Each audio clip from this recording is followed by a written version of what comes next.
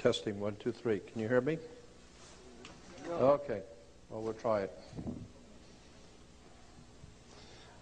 First of all, I want to thank Wendy for inviting me to be here with you tonight.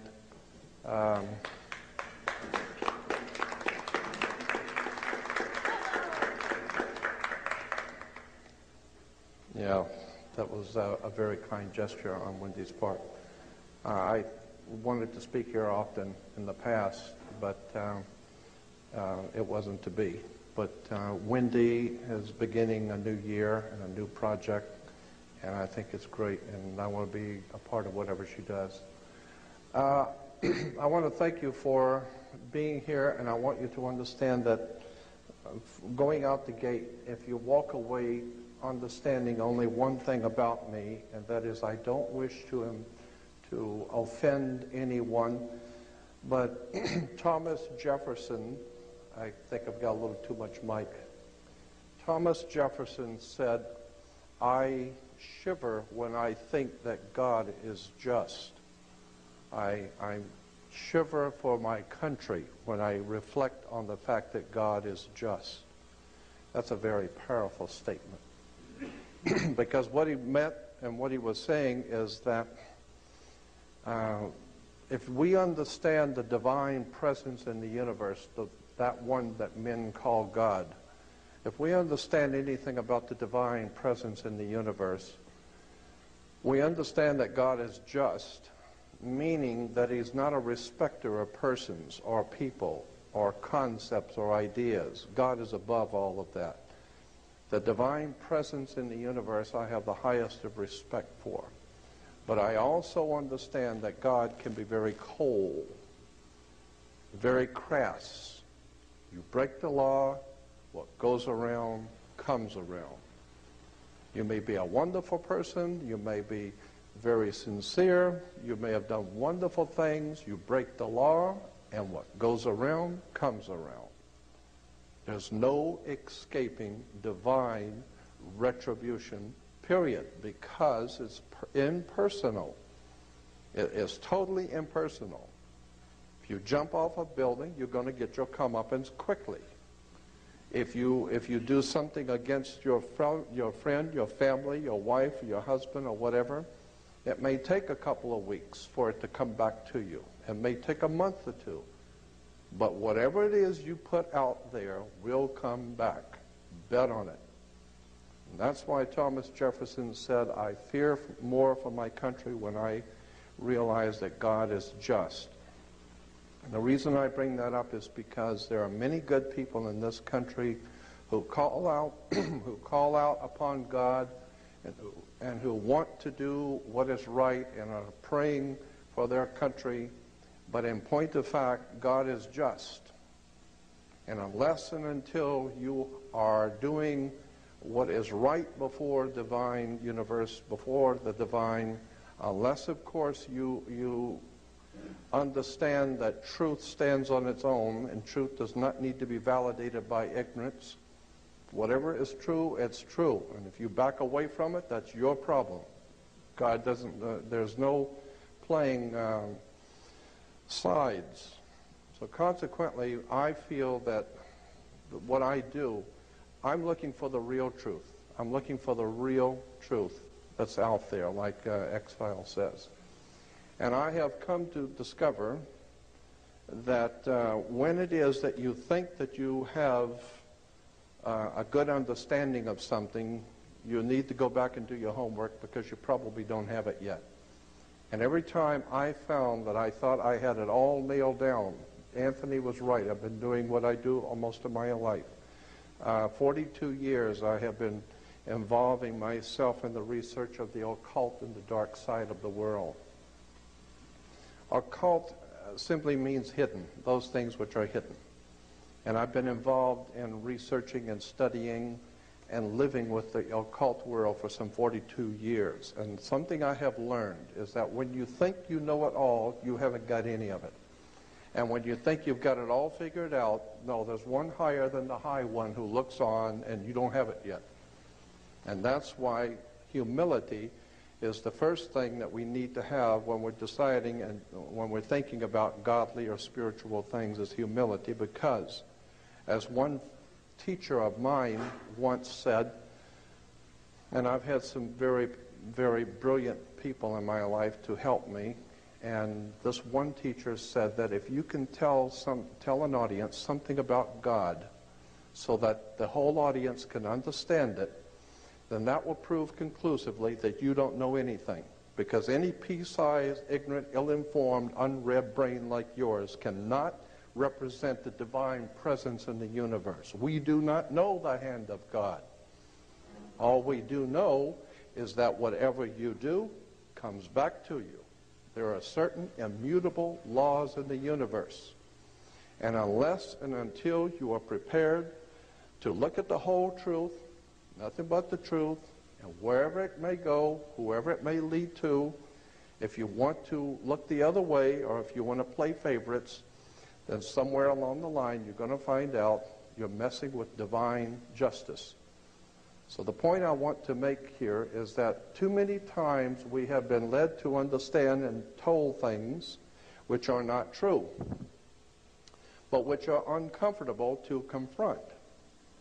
And consequently, we have been led into believing that the judicial system, we have educational system, judicial system. Incidentally, the word system comes from a Latin word. The Latins in Rome, the ancient Romans called their sewer the system.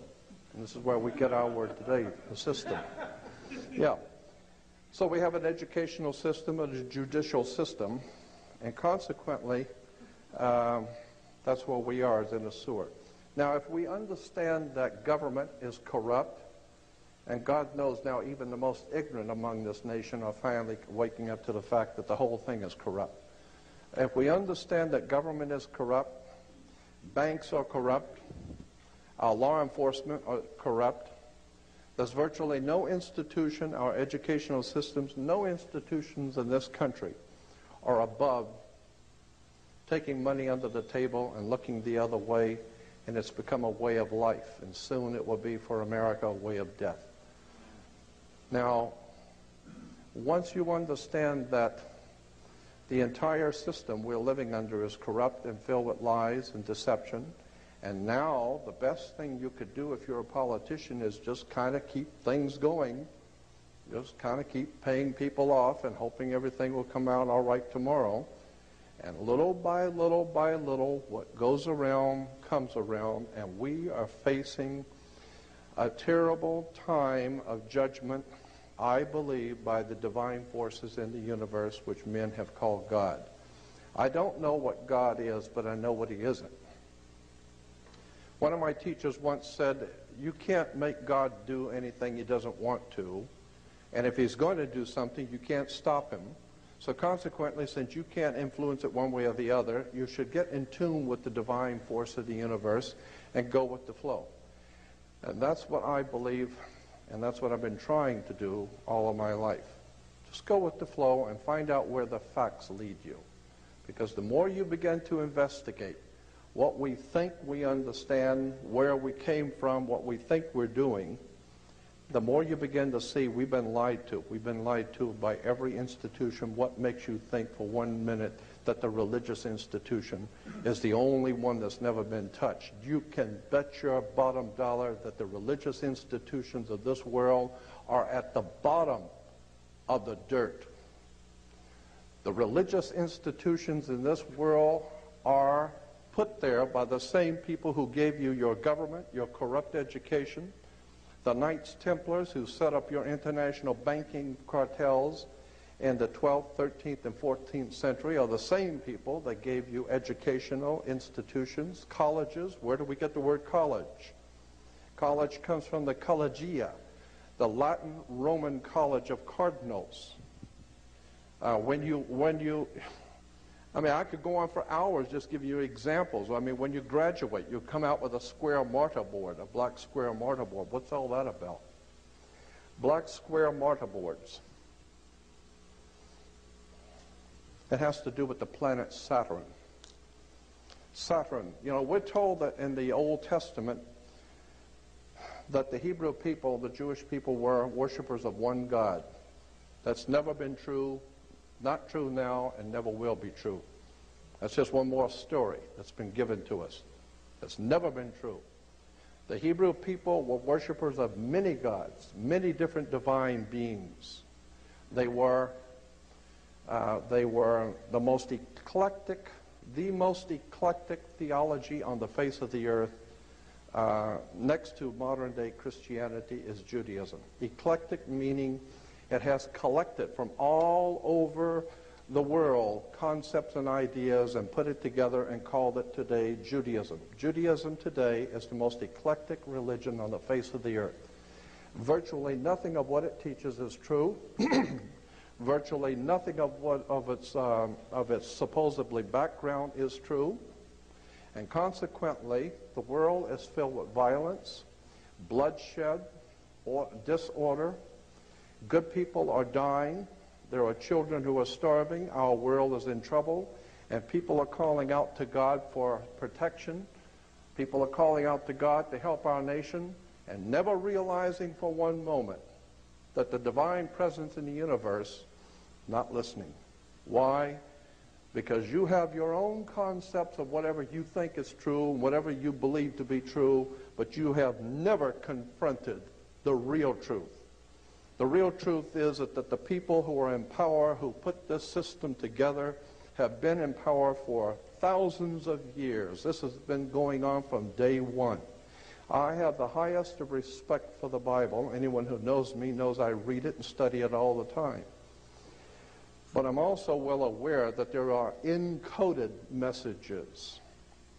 The rabbis will tell you that in the Old Testament is filled with encoded messages. And I believe that Christianity is probably the most powerful encoded message the world's ever had. It's one of the oldest messages in the world, and I believe that the Christian teachings in the original scriptural understanding is the most important, volatile story the world's ever known. And it's sitting right in front of you, and most people don't even see it. It is an encoded story. And unfortunately, too many people who are ill-informed, unread, and who have not spent 42 years looking at theology accept what they read in the New Testament and in the Old Testament as actual history, when in point of fact, it is not actual history. There is a message behind the message. And consequently, if you're reading the Bible, and if you're looking at theological subjects from the Bible point of view, in a materialistic way, you're never going to see the obvious story sitting right in front of you. I believe that the story in the New Testament, and I'm concerned about this because I believe the world is now facing another dark age. I think that we are now preparing ourselves to go into a very dark time that's coming on the earth. And I believe that the message that's in the New Testament is a very powerful, symbolic, metaphysical story that is not very well understood today. Let me go back to the original Hebrew religion. Because it forms the basis for Christianity, we need to look at where did any of these things come from. I'm famous for doing that. I couldn't care less who I offend. I want to know the truth. And all you got to do is go to any good library and just start reading. There are hundreds of great reference books out there that tell you where things have come from. First of all of the things which are going on in this world today, from 9/11, all of the wars in the Middle East, all of the incredible bloodshed that's being spilled all over the earth, can be traced back to, and you might want to remember what I'm saying here, because I'm sure you're not going to make the connection when I first tell you, but I'm going to try and explain it to you. The things which are happening today, the people who are in power in this country, the great generals from around the world who are planning wars and violence and bloodshed, all of this stuff can be traced back to the planet Saturn. Saturn is a very, very pivotal, important concept in theology and religion, and most people have never been told any of this and have no knowledge of it at all. But the planet Saturn is very important in world affairs, in theology. In the Islamic belief, the holy city of Mecca, which is in Saudi Arabia, Mecca has a Masonic circle, and within the Masonic circle is a square, because you got to do everything on the square, remember. You have a town square, you have New York Square, you have Vatican Square, you have Red Square, you have all kinds of squares. Why? Because this is Masonic, and it goes all the way back into the ancient world, the terms and symbols. Again, the planet Saturn is called the Black Square. It's called the Dark Sun, the Black Sun. This is what the Nazis and the SS and the Gestapo wore black. That's why priests wear black. That's why judges wear black robes. Why do you think a judge wears a black robe? He wears a black robe because when you used to graduate from university, you wear a black robe. Why black robes? Darth Vader wears a black robe. What the hell does a black robe have to do with anything? The judges wear black robes. You know, Supreme Court judges wear black robes. Black robes represent the priesthood of the planet Saturn, the Saturnalian Brotherhood. All you need to do is study Nazism, and you will begin to see that the powers behind the Nazi Party, the Thule Society, the Germanian Order, were all members of something called the Saturnalian Brotherhood, the Brotherhood of Saturn. Saturn was the god of darkness, chaos, and destruction. He teaches you a lesson. He will take your life if you don't listen to him. So consequently, Saturn was very, very important in the ancient world. Thank you. Saturn's name, incidentally, in the old Phoenician ancient Canaanite religion, in the Middle East, the old Phoenician Canaanite worship of the planet Saturn was the most important god of all the ancient world, was the planet Saturn, and his symbol, long before the Hebrews were ever in Cana, the symbol in Cana for the planet Saturn was a six-pointed star. Today we call that star the Star of David. There was no Star of David. It's the Star of Saturn. All of the Jewish reference books, all the Encyclopedia Judaica, you go to the synagogue, go up into Mulholland Drive, up to the Jewish University and spend 3 weeks there and look up Saturn. You'll find out that 98% of all Judaism is a worship of the planet Saturn. Better wake up and understand where this stuff comes from. Because if there is a God in heaven, if there is a divine presence in the universe that demands righteousness and justice, then you're going to have to rethink what we believe and where we're going and what the world is all about, because for the last 2,000 years we haven't done too well.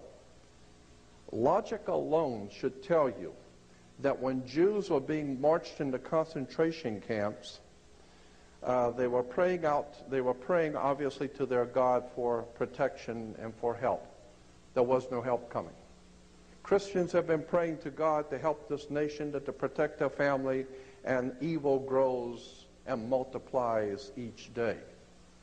And the more Christians pray, the more evil the pervasiveness becomes. And the reason why is because we are not in tune with the universal God force. We're not in tune with the truth. We're in tune with what we've been told is the truth. We understand that thing that we've been told about government, that we have to pay your taxes because that's the law. You think, what law? Where is there a law that says that? Well, it's in there somewhere. No. Where is the law? And then you find out, well, it was just a lie. The whole thing was a lie. The whole thing is a sham. Well, the same thing is true in our theological thinking. The reason why I'm bringing this subject up is because I feel it's important now in the year 2002, because I think that very soon we're going to experience some pretty dynamic spiritual things are going to begin to happen on the earth, because I do not believe that the divine presence in the universe that men have called God is going to allow this to go on much longer. But the way history has always shown us is that when God moves, theologically speaking, when God moves, people die. And consequently, I think that we are coming to a point where we're going to be in serious trouble, and that's why I want to help my fellow man to become spiritually prepared for what's coming. And the only way you're going to do that is understand where things come from and begin to appreciate we've been misled again. I have tons of videos, of slides I'd like to show, but there's so many things I want to talk about too. Let me get back to the planet Saturn. Saturn was referred to, as I said, its symbol was the six-pointed star. Today we call it the Star of David. Saturn was referred to as El, E-L. El was the god Saturn in the old Phoenician Canaanite system. And consequently, anyone that promoted the worship of El is where we get the word elder. You become an elder because you were worshiping El. And when you worship El and become an elder, then how did you get to be an elder? You got elected. So therefore we have elections. Now that you have been elected to be an elder, now you are one of the elites. Why? Because now you have moved up, like in an elevator. You are now moved up in society. Consequently, it's all money. It's all manipulation and exploitation coming out of Phoenicia, Canaan. It goes back to the old Sumerian, Babylonian systems of words and terms and symbols and emblems that have been used to manipulate the whole human race. Because our masters don't give a damn about you or your family or your destiny with God. All they care about is what they have always cared about, and that's controlling the whole damn world. Consequently, if anything's going to happen in this country to turn it around, we're going to need a renaissance, an intellectual, spiritual renaissance. Because you can't do it with arms. Adolf Hitler rose to power the same way George Bush did. It's the simple Mickey Mouse routine that it works every time. I'm ashamed of this country, and I'm ashamed of the people who call themselves Americans who drive around with a damn silly-ass flag on their car and not even realize that's not an American flag. All you got to do is do your homework. You find out that is a United States flag. And it's not even an original United States flag, because an original United States flag has these stripes going vertical, not horizontal. But who the hell knows that? Who cares? I mean, we just put a flag on your car and drive around like a fool. It is a disgrace. Somewhere along the line, we're going to discover we've been had, if we haven't already figured it out. I want to show you how the planet Saturn, the Saturnalian Brotherhood, the worship of the planet Saturn. Saturn's color was black. The black, each one of the gods and each one of the planets were associated with a different color.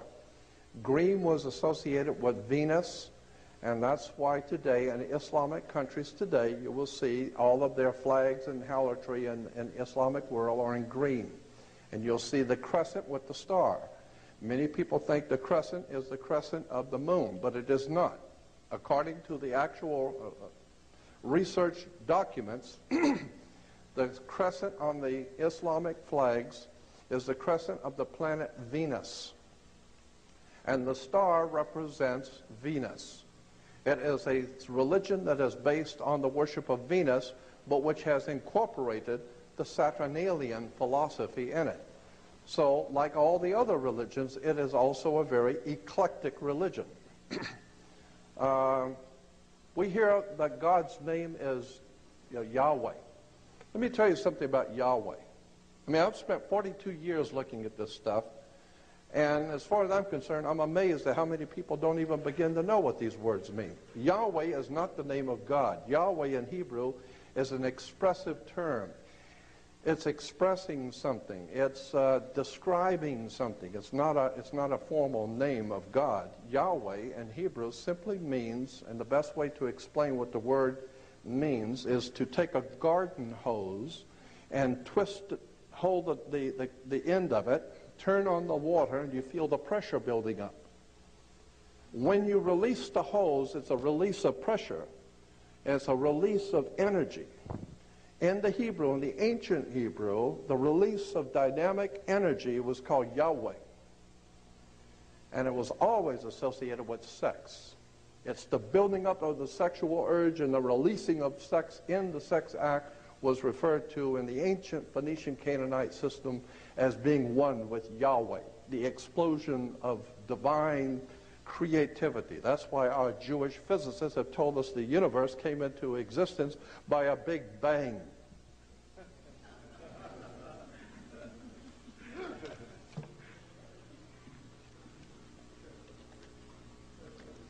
Consequently,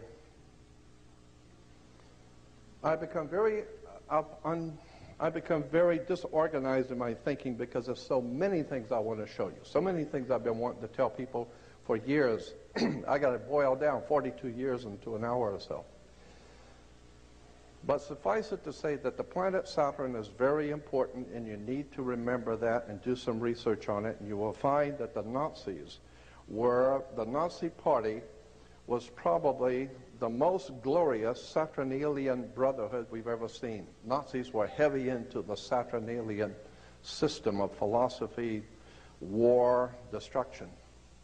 The ancient Phoenician Canaanites said that the women should listen to their god Saturn. They always knew Saturn had rings. So they said the women should listen to their gods, so women were to wear earrings. Men were to get married before their god, so they were to wear a wedding ring. Kings were to get crowned before their gods, so consequently they would have a round crown, the corona. The ring, Saturn, is the god of this world. From that we get the dark side of the force, Darth Vader. Remember Darth Vader with his Nazi helmet speaking through the Masonic triangle? Somebody better do their homework. This stuff is fascinating when you get into it.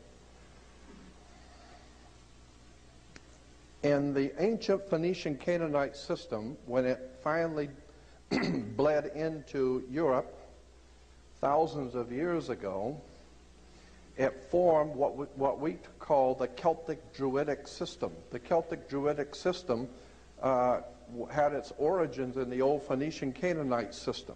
That whole area we call today Israel and Lebanon, that was called Phoenicia, Cana.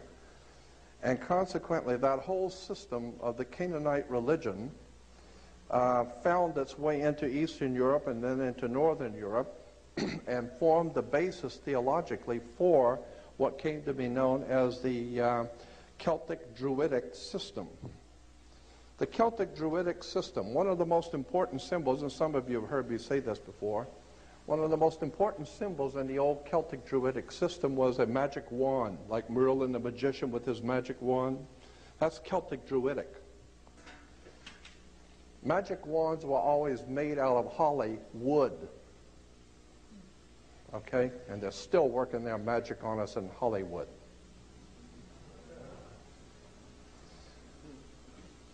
The system that we are under is a most manipulating, exploiting system that's ever been put together. But I'll tell you one thing. The Steven Spielbergs and the George Lucases and the Michael Eisners and all the guys that run the entertainment world, all of them are many things, but stupid is not one of them. These guys are Class A, top-of-the-line intellectuals. They know the name of the tune. They know exactly how to manipulate your thinking. They have something called program music. And you go in and you never, most people never think when they go to a movie or watch a television show. They never think about it. Who writes scripts? Scripts are written by scriptwriters. Scriptwriters scribble scripts. And consequently, the scribbling script writers were called scribes. So when Jesus denounces the Pharisees and the scribes were the people who scribbled scripts. And consequently, the religious writers of the day, those who wrote all of those glorious religious writings, were all the scribes. They're being paid money by the system to write all of their silly little scribes, all of their silly little stuff that the masters wanted. Why do you think the King James Version is called the authorized version of the Bible? It's the one King James authorized. He didn't authorize you to go doing too much research on your own. You get your head cut off. Consequently, we go back to Yahweh. I mean, have you ever wondered why we call God the Father? You ever thought about that? I mean, women, some of the women's liberals were saying could be a God the Mother, you know. I don't know. But the point being is that why do we call God the Father? It's because of rain. Rain is why we call God the Father. Because in the old ancient Hindu, if you go back into the old Sanskrit writings of the ancient Hindu religion, you will find that the divine presence of God, the Most High, was referred to in their language, in the old Sanskrit language of India. God was referred to as rain, R-A-I-N, rain. And consequently, the idea was that the earth was our mother, Mother Nature, Mother Earth. And Mother Nature gets impregnated with God's, the Father's, sacred fluid that comes and falls on the earth and impregnates Mother Nature because everything grows. And so once a year, there was a celebration in Phoenicia, Cana, when the spring rains would come. And consequently, the Phoenician Canaanites knew that the rains were coming and it was going to bring a whole new life to the earth. So consequently, they had a celebration of spring, and it was called the marriage feast of Cana. The marriage feast of Cana. And this is in the Bible. As I said, that there are many things in the scriptures that are hidden right in front of you. And if you don't know what they mean, you don't know where they came from, you'd be surprised when you begin to look at where these stories come from. The whole idea of the marriage feast of Cana was Mother Earth, Mother Nature, asked God's Son, our risen Savior, and of course the Son is your risen Savior. As a matter of fact, if it don't come up, we're dead. So consequently, the Son was our risen Savior, and so Mother Earth asked God's Son to draw water. The water is drawn by the Son, so it can grow, it can fall on the grapes, and the grapes can be made into wine, so it changes water into wine. And this goes back to the old ancient Phoenician Canaanite, and even the Jewish rabbis will tell you that. Consequently, there are symbols and ideas and concepts in government which are put there purposely to mislead you. There are symbols and ideas in all of our systems purposely to mislead you. And I'm saying that even the theological basis for what we think we're doing has also been misled. And until such time as we get it right, we're never going to have that divine protection that the universe offers you when you're doing it right. And again, what I do is not to offend anyone, but I want to show you how these things have crept into our modern day society. Our international banking cartels, which control, finance, and organize and direct all of this corruption, wars, and bloodshed, and we're all well aware of that, but most people don't know that international banking cartels go back to the Vatican. The Vatican, as far back as the 5th, 6th, and 7th century, was the power of Europe. The Vatican dominated Europe, and Europe dominated the world. Even the Uniform Commercial Code, the international banking codes of the world, are based on Vatican canon law. I mean, that's why when you walk into a courtroom, why do you have to go to court? Does anybody ever wonder why you go to court? I mean, you play basketball on a court, and you play tennis on a court. The whole idea in a court is to put the ball back in the other guy's court. That's right. It's just a game. Back and forth, they're throwing the ball back at each other, and the judge is there wearing a black robe. Black because of the planet Saturn. Saturn was the god of banking. That's why the judge sits on the bench. Look it up. Look up the word bench. You will find the word bench is a Latin word for a bank. So the judge rules for the bank. He don't care who's going to win or lose. Somebody's going to pay. And he's going to get paid. What does he care? Okay? So consequently, the judge rules for the bank. He sits on the bench.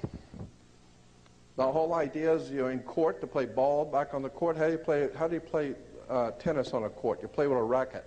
Why? Because the whole thing is a racket. They're using terms and symbols and emblems. And they're playing on you. You know, a lot of people think, well, these are just play on words. Don't bet on it. We have something called the California criminal justice system. Criminal justice, not American justice system, not the people's justice system. It is the California criminal justice system. You think that's by chance? Think about it. You think that the government makes mistakes? The only mistake is that you're thinking that they're making mistakes. These guys know what they're doing. When they say criminal justice, they know what they're talking about. The criminals are in charge of the justice. That's why it's a criminal justice system. Okay? The mafia runs this town. I personally know that. Los Angeles is run by the mob. If you don't think so, they got their own license tags. The mafia has its own license tag that the police department does not touch. They see a mafia license tag, they do not touch it. I'm not going to get into that. But I can tell you that the mafia and the mob runs this country. And the Catholic Church is behind the mob. Period. My mother had an uncle when I was growing up as a child. I only remember him faintly because I was very little, who worked in the Vatican, Secretary of State's office.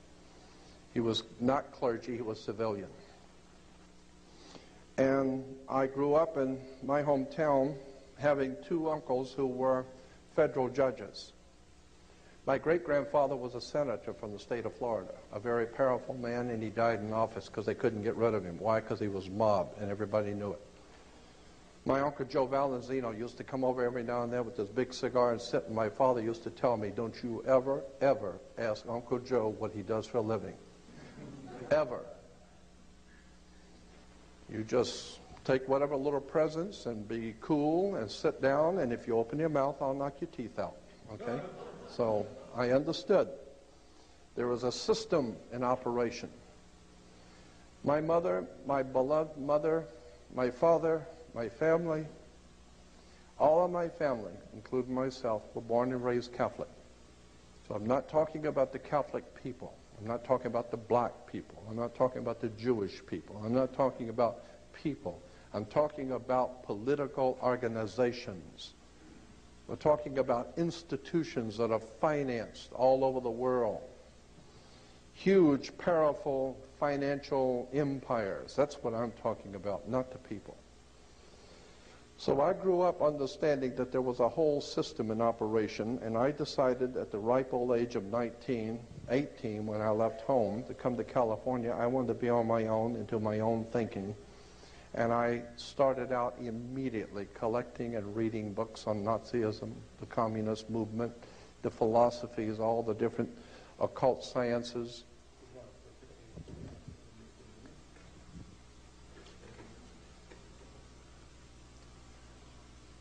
And it became apparent to me that the entire world system is corrupt. So what we have today on the world scene, we call them world governments and United Nations with all the different governments represented. In point of fact, what we're seeing is gang wars. We got the Crips and the Bloods and the East Side Gang and the West Side and this group and that group. And today we call them nations. No, they're only gangs. They're all corrupt, money-grubbing. And so consequently, what goes around comes around. And we're seeing the complete breakdown of law and order around the world, and I believe that there is a divine retribution coming, and this is what I'm trying to do, is make people aware that do not put your faith and trust in man in whom there is no salvation. Do not look to your religious institutions for any spirituality. They don't have any, I don't care what it is, they don't have it. The very word church, the word church is an English word. From the King's English, it goes back to a word in Scottish, kirk. K-I-R-K is church in English.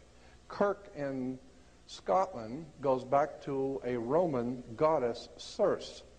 Circe goes back to a Greek goddess in Greece called Circe. Circe gave birth to Roman Circe. Roman Circe gave birth to Scottish Kirk, and Scottish Kirk gave birth to the English word church. So consequently, when you go to church, just remember it goes back to Mother Circe in Greece. Circe, if you go back to the library and get some books on Greek mythology, it will tell you that her name gives birth to what we call the church today. And Mother Circe was able to hypnotize people and bring them into her home, hypnotize them, and so that they would lose their mind and become animals, and then she would feed off of them, eat them and feed off of them. That's Greek mythology, Mother Circe. So consequently, Mother Church has done just that. She has hypnotized people, brought people into her house, and consequently lives off of them. One of the most important financial institutions in the world is the Roman Catholic Church, and all the other churches like the Mormons and Seventh-day Adventists and Christadelphians and Jehovah's Witnesses are trying to catch up with. Consequently, all you need to do is just go see Godfather 3, and it will tell you, that's a true story, Godfather 3, about the killing of the Pope, when the propaganda duet, the P2 Lodge of Freemasonry, had to get rid of the Pope, because he was a good man. That particular Pope was a good man, and he wanted to try and straighten out the church, and they figured they'd better straighten him out. So he was dead. He died on the 33rd day of his pontificate. He died on the 33rd day. I think that's interesting. And that's in the movie Godfather 3. Consequently, I don't know if you know this or not, but at the end of the Second World War, to show you another facet of the church's work, during the Second World War in 1945, actually early 45, when the German and the Nazis began to see that they were losing the war, and it became evident that the Nazis were going to lose, the powers that be in this world wanted to get the top Nazis out of Germany before the Russians or the other Allied forces came through and would kill them.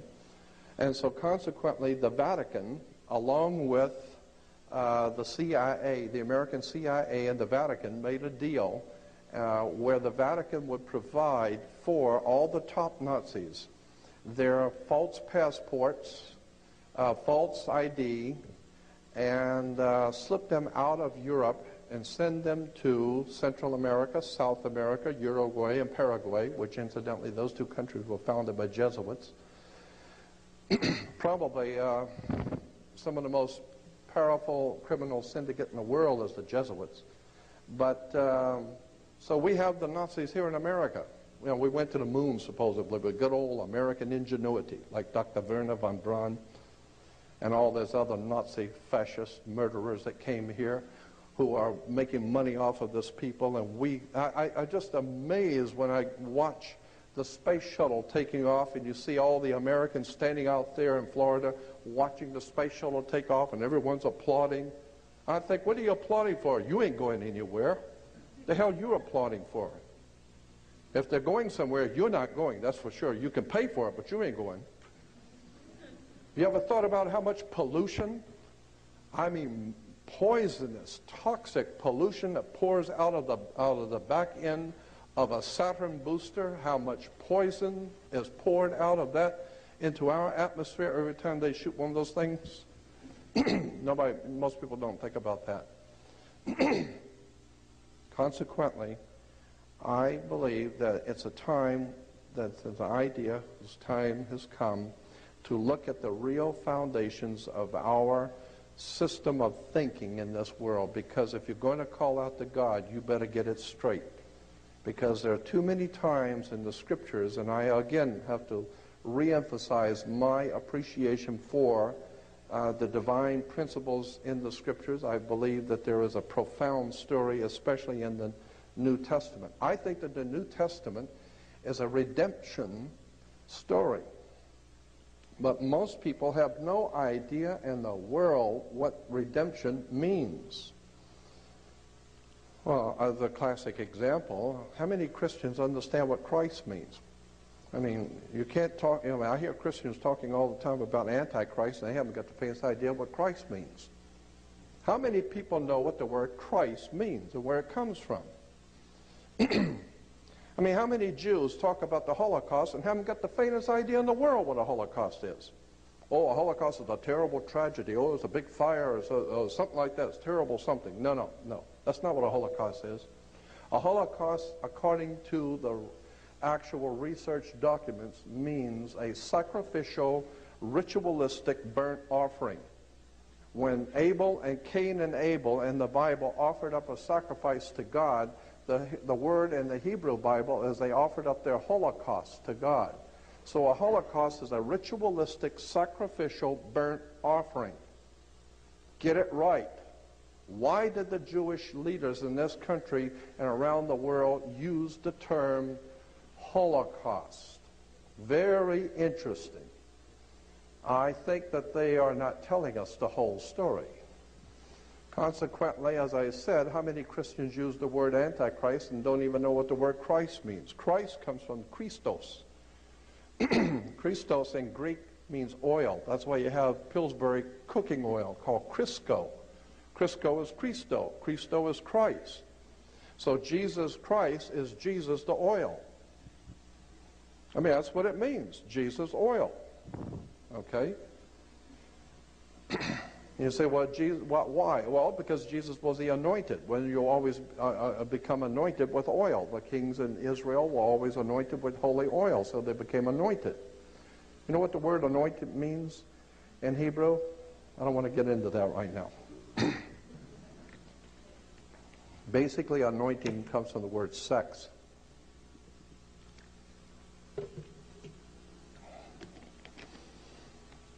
You'd be surprised how much sex is entwined in religion. Sex, drugs, and rock and roll. There's a huge amount of words and terms and symbols. And when we begin to see how these stories have been put together and misrepresented, again, I believe that the Bible has been misrepresented. I think that if you go back into the ancient world and begin to see where the Bible comes from, who wrote it, and you begin to read the encoded story, it becomes fascinating stuff. And when you understand that, and I do a whole lecture, sometimes it takes 4 to 5 hours for me to do it, on astrotheology. Astrotheology is the basis for all religion on the face of the earth. It's called astrotheology. Happily, most people don't know that, so nobody's offended. But most people do not realize that astrotheology forms the foundation for virtually all religions on the face of the earth. It has to do with the worship of the heavens. And if you go back into the most ancient times, and this is a subject I've always loved, is ancient theologies. If you go back into the most ancient times that we know of, all nations of the world and all the ancient world agreed that the most evil presence on the face of the earth, the most evil thing in all the ancient world was darkness.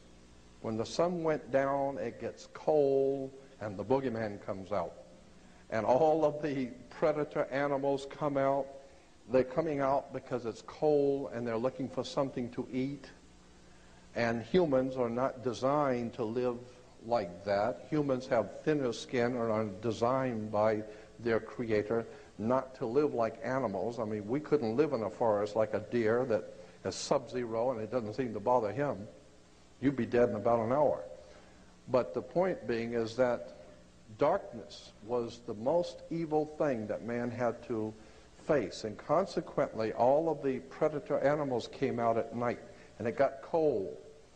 And consequently, When the sun would come up in the morning, that was the one thing that saved the human race, is the coming of the sun, God's sun, the light of the world. Of course the sun lights the world. And the sun doesn't belong to China or Africa or anybody else. It belongs to God. So it was God's Son, our risen Savior. And of course the sun is your Savior, because if it don't come up, we're dead. But once you understand the concepts and ideas, then you begin to question, why did Judas go out and kiss Jesus? The scripture, you know how in the scripture talks about Judas went out and kissed Jesus? First of all, many Christians think Judas went out and kissed Jesus to identify him. Logic alone would tell you that's not true. If you just think about it. I mean, in a little Mickey Mouse town, and where Jesus would have been living, in a little small, it's not Chicago, it's a little small town, and even the Romans back in Rome knew who Jesus was, so everybody knows who he is, everybody knows what he's doing. And consequently, when the scribes and Pharisees, the religious leaders, decided they'd had enough of him and wanted to arrest him, you think they're going to have to send out somebody to find him and point him out? No, everybody in town knows who he is. Well, then why did Judas go out and kiss him? And most people think Judas went out and kissed Jesus to identify. It doesn't say that. It says he went out to kiss Jesus to betray him, not identify. What do you mean betray? That's interesting, because even the mafia today, when they're going to kill you, they give you the kiss of death. They've kissed you off. Why? Because in the old ancient world, when a scorpion bites you, the scorpions in the Middle East have two stingers, one on top of the other. And when they bite you, they leave a cut in your skin that looks just like a human lips, looks just like lips. And consequently, the ancient people said that you just got the kiss of death. He just kissed you off, okay? And consequently, that's what Judas was doing, giving him the kiss of death. Why? It has to do with astrotheology. Very interesting stuff. Now, I could talk all night on this stuff because I love it, but I wanted to show you a few, because I believe that seeing things are a lot more impressive than just hearing me talk. If you remember Indiana Jones and the Last Crusade, Indiana Jones and the Raiders of the Lost Ark, first of all, when Indiana Jones is going out to look for the Lost Ark, we're talking about the Ark of the Covenant. Where's the first place he goes to? He goes to Tibet. Now, why would you go to Tibet if you're looking for the Hebrew Lost Ark of the Covenant? Well, it's because Tibet has something very, very important connected to that symbol of the Ark of the Covenant. You better go back and look at the Buddhists and the Tibetans to understand the Ark of the Covenant, period. Second, where does he go? Once he goes to Tibet, who does he find up in Tibet looking for the Lost Ark if it isn't a Nazi? And consequently, where did they go from there? He goes directly to the Holy Land to look for the Lost Ark of the Covenant. No, he goes to Egypt. Why Egypt? It's because Steven Spielberg has many things, but stupid ain't one of them. He goes to Egypt because the whole idea of the Lost Ark is Egyptian, not Hebrew. 1,000 years before Hebrews were ever in the area called Egypt, the Egyptians had something called the Ark of the Contract. The Ark of the Contract, which I will show you, the Ark of the Contract was a box with two angels' wings, with wings over it, and it was an Egyptian symbol, and it symbolized a contract that the pharaohs had made with the gods who came down here from Sirius, from the ancient star system of Sirius. They were called, and Sirius is called the dog star.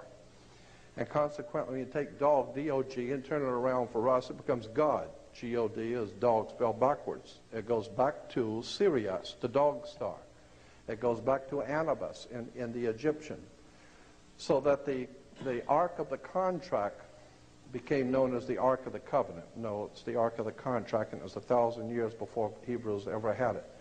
Consequently, when you understand our symbolism in theology and religion, you come to find out that we have been sold a bill of goods on so much.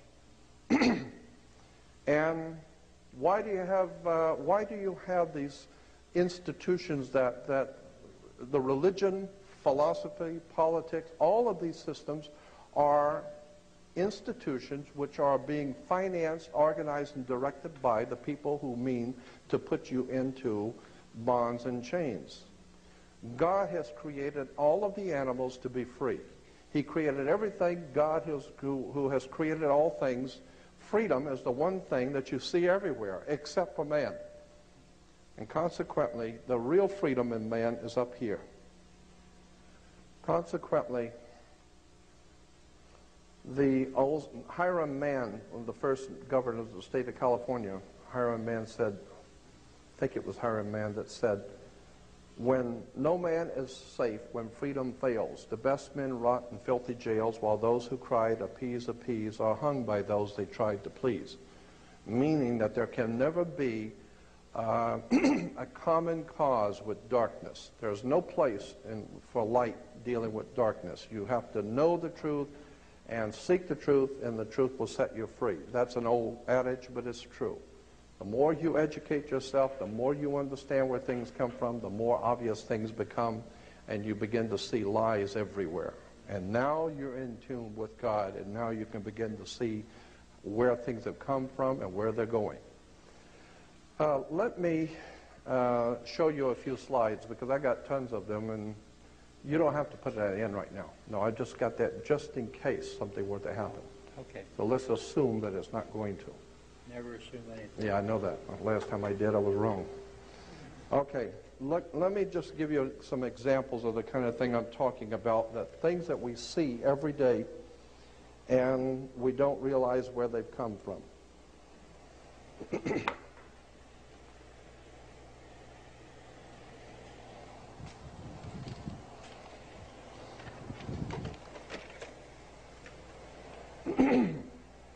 Now, this is the Ark of God. You'll see this is the New York State seal. In New York, the State of New York seal, you will see in the middle is the lost Ark of the Covenant. Here it is, the Ark of the Covenant. You remember this from Indiana Jones and the Raiders of the Lost Ark? And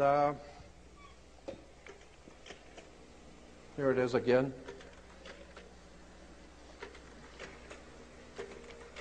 Incidentally, the ark, the box itself represented the female, the ability to give life.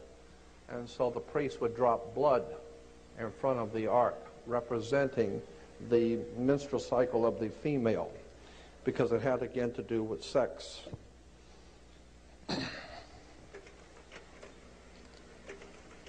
So we see bringing the Ark of the Covenant, okay? Now, from Smith's Bible Dictionary, we're given to understand that the box with the handles and the angel's wings, etc. Smith's Bible Dictionary. In Smith's Bible Dictionary, look up the word ark. Thought I had a larger. Anyway, the word was adopted from the Egyptian. There's an Egyptian ark. It goes on to say that the ark was an ark of the contract in Egypt, which was copied later by the Hebrews and called the Ark of the Covenant. Here's a dictionary of the Bible, another one. And there again, you look up the word ark, and it will tell you it was an Egyptian ark. The Egyptians had and came up with the idea of a sacred ark. There is the ark that was found in King Tutankhamun's tomb, when they found the tomb of King Tut. And there is King Tutankhamun's ark that was found in his tomb. Here it is again. You will see the Egyptians carrying the ark. Again, you will see at the top left, they're carrying the Holy Ark. This is the Egyptian, not Hebrew. This is 1,000 years before Hebrews were ever even near Egypt. They had the lost Ark. Now, here's an interesting, well, wait a minute. I'm getting ahead of myself because I want to jump around a little bit. On that first one, I'm not going to go through all of these. I want to jump around a little bit. I just wanted to show you that to give you an example of the ark. Now, the next one. The next one is Solomon's temple. We're told about King Solomon's temple. Incidentally, there was no King Solomon. So don't look for King Solomon in history, because there was no King Solomon. That's the word Sol-Om-On. S-O-L is the sun in Latin. In Latin, the word sun is S-O-L, Sol. And in the Hindu priest of the sun, they call the sun Om. Remember the priest of Om? They chant Om. And On is the city of the sun. The Greeks call it Heliopolis. It's called Heliopolis to this day. But the Egyptians, Heliopolis means the city of the sun. The city of the sun, Heliopolis in Greek, was originally called in the Egyptian On. Look it up in any dictionary, O-N. That's why when you walk into a room, you flip a switch, On. Because On was the city of the sun in Egypt. So the three words for the sun in the three esoteric languages of the world is Sol, Om, and On. Solomon. And Sol-Om-On's temple, you will see the Temple of Solomon. The word here used for the, well, that's, all right. This is the word used for any oily substance in the Old Testament in the Hebrew is shemen or semen. Strong's Bible Concordance has it saying, it is very suggestive of the old Hebraic writings, that when we find the oil of anointing for phallic pillars, priests and kings, was called semen. The word used by the Romans and our medical men for the fluid of the male. Consequently, this is where we get the word Christos, the oil. Now, here is a ground plan for the Temple of Solomon, Solomon's temple. And now we're hearing so much about how the fraternities are wanting to, in the Middle East, want to rebuild Solomon's temple. Well, you better look at this, because it's not what you think it is. Solomon's temple. There's the ground plan for the temple. Now, if you look at Solomon's temple, it had two pillars at the gate, at the entrance. It was Jachin and Boaz. Jachin and Boaz, look at the ground plan for Solomon's temple. Here's what it really is. You'll see the male phallic, and it's within the female. So the whole Temple of Solomon, the holy is the male phallic, and the most holy is the head of the penis, and it goes into the female, which is called the Temple of Solomon, the Temple of Life. And consequently, Solomon's temple was merely a representation of the sex act. Now here we have, down at the bottom it's showing the same thing. So this is why you will find on churches a big phallic. So when you drive by churches, you see these things, they're called colonnades. Colonnade. Incidentally, that's why Colin Powell, ABC News, about a year ago, said, it was interesting, they said Colin Powell, his actual real name was Collins Powell. Collins Powell. But all the politicians around Washington, D.C. thought he was so full of it, they call him Colin Powell. That's where he gets it, Colin Powell. And that is a representation of the male phallic, and it's on a church. Again, this is why you priests have to go to a seminary.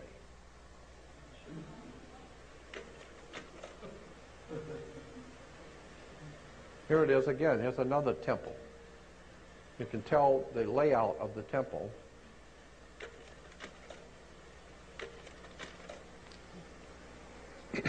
No, that's not Bill Clinton. This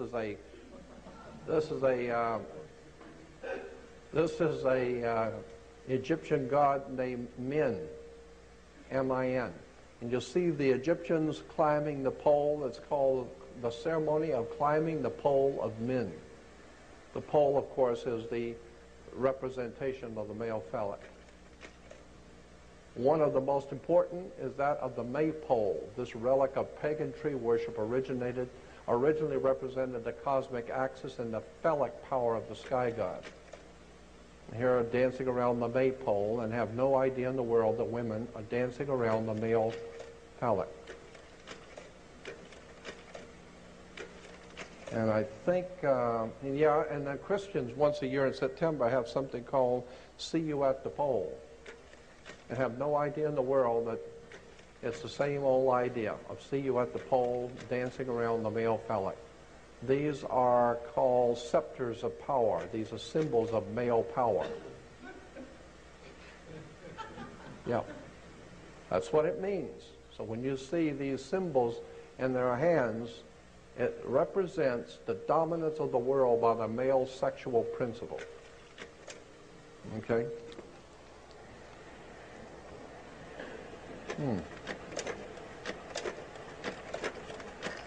Okay.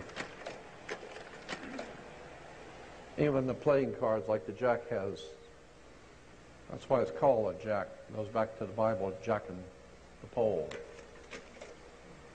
And here's something we call the pillar of life. You'll see these two pillars.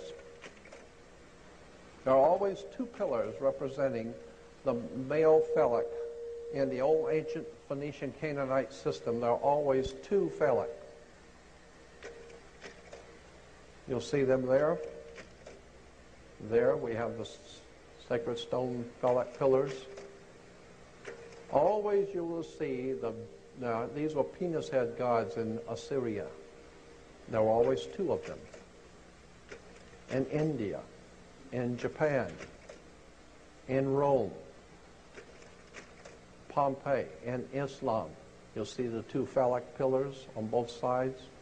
Incidentally, the churches and many of the old architecture in the Middle East and churches today all have pointed glass windows, long pointed glass windows and pointed arch doors. The pointed glass windows represent the female opening, the pointed arch. And, of course, the twin phallic pillars. And you see it everywhere. Here we have the body of Osiris. Let's see, the sky is supported on the bottom line. It says the sky is supported by two phallic pillars. And you see that everywhere. Incidentally, the Washington Monument is a phallic symbol. And it connects, it's the male phallic, and it connects to the female ovaries, the Oval Office.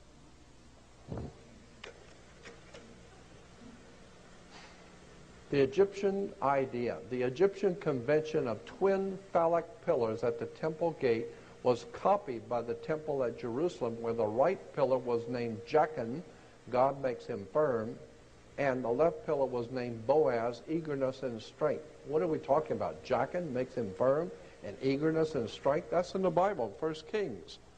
Temple of Solomon represented sex, period. And there are the temple, there it is again. You'll see the temple and the two phallic pillars and Solomon's temple. There they are, Jachin and Boaz. Two male phallic pillars in front of the temple. Incidentally, that's where the word temple comes from. The house of God, or the house of El, a temp El. The house of El, the house of the god of Saturn, the temp El. And on all the temp Els, you always had the twin phallic pillars.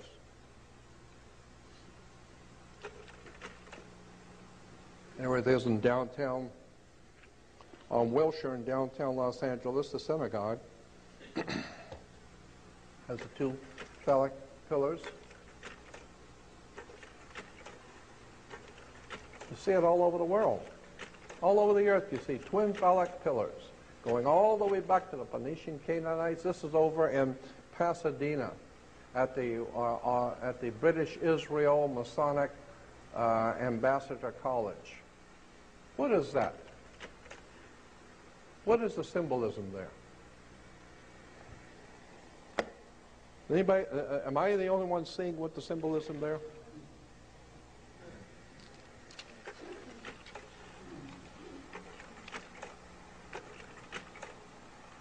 There's the king with this phallic symbol on both sides of the...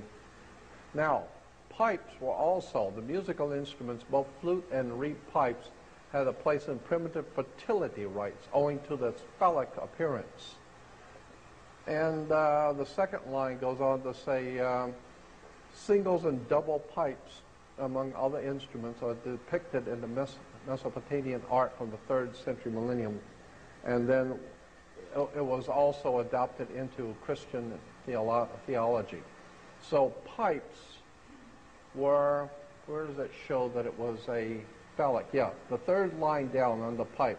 As a symbol of male sexuality, it occurs in Greco-Roman and Renaissance art. And so the pipes, this is why we have something called a male organ, the male organ, the twin pipes. So when when you see the Mormon church with the male organ, just remember that's what it all means. That's where it came from, the twin phallic pipes. Now,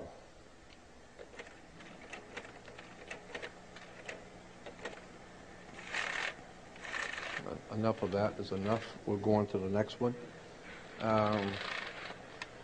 Again, while I'm doing this, is I'm showing you how things we think we understand and we're used to seeing never even occurred to you what these things mean. Let's see. This one goes from 27. All right. Okay. As far back as the ancient petroglyphs with the sun symbol, this is from the Bronze Age. This goes back thousands of years. You will see carved on stones in Russia and all over Europe as an interesting symbol. It's the symbol of the sun, petroglyphs with the sun symbol. So that's an ancient, going back to the Bronze Age. You will see this ancient sun symbol. This is the Nordic sun symbol. The cross on the circle. This is why, incidentally, you drive by churches today. You'll see many churches have the big cross and a circle in the middle. The circle in the middle is the sun that dies on the cross of the zodiac between north, east, south, and west. Incidentally, if you take north, east, west, and south, that spells news. Anything that happens in the world is news. North, east, west, and south. Anyway, let's go on with this. Here it is again. The old ancient prehistoric symbol of the sun. Going back to the old Phoenician Canaanites, this is Sumerian. Sumerians actually had the same symbol. The Buddhists and the Hindus in India have the symbol. The Aztecs and the Mayas had it. It's everywhere. The cross in the middle of a circle. One of the oldest symbols in the world for the sun. This is in Iraq. This is in Jerusalem. This is in a synagogue in Jerusalem. Here it is again.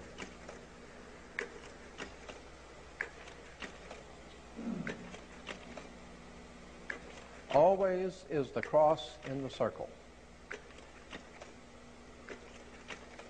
And showing that children are taught to pray to the cross in the circle, which goes back to the old ancient Phoenician, and that even prior to the ancient Phoenician goes back to, and here's the host with the cross on it, the circle. It's an ancient formula. And I said, yeah, I'll bet it's an ancient formula. It's real ancient. Far more ancient than you would suspect. On the caps of the French used to carry it. That's in Freemasonry. Churches. Rosicrucians. The Queen. Queen Mum. There's Queen Mum with the symbol of the cross. This ancient sun cross of the most ancient people of the world. And today it's still being used all over the world, and people have no idea in the world where it came from. Even the Nazis. You'll see the Nazis had the sun cross.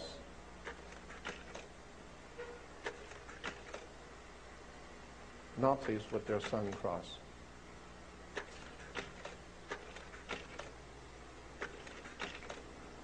Now, while this may not seem very important, you need to understand the reason why it's important is because, and this will only be just a moment,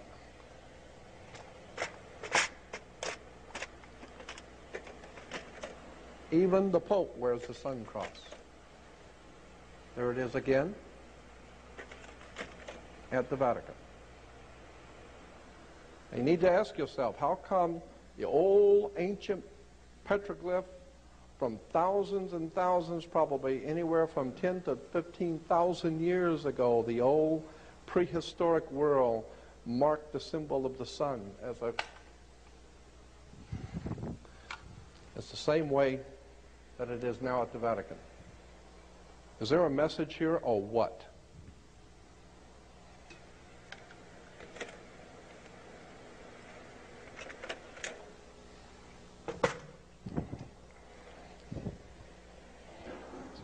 So when you talk about God's Son being the light of the world, you better look at it, because there's something else going on here.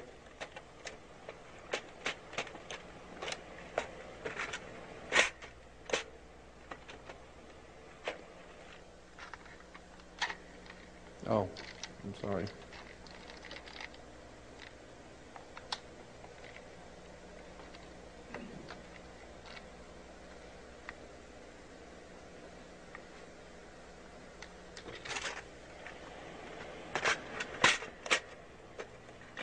Now, what is this? This is number 5. Yeah, this is number 5. Okay. Okay, yes. Now, we're talking about the law before, and Moses is the lawgiver.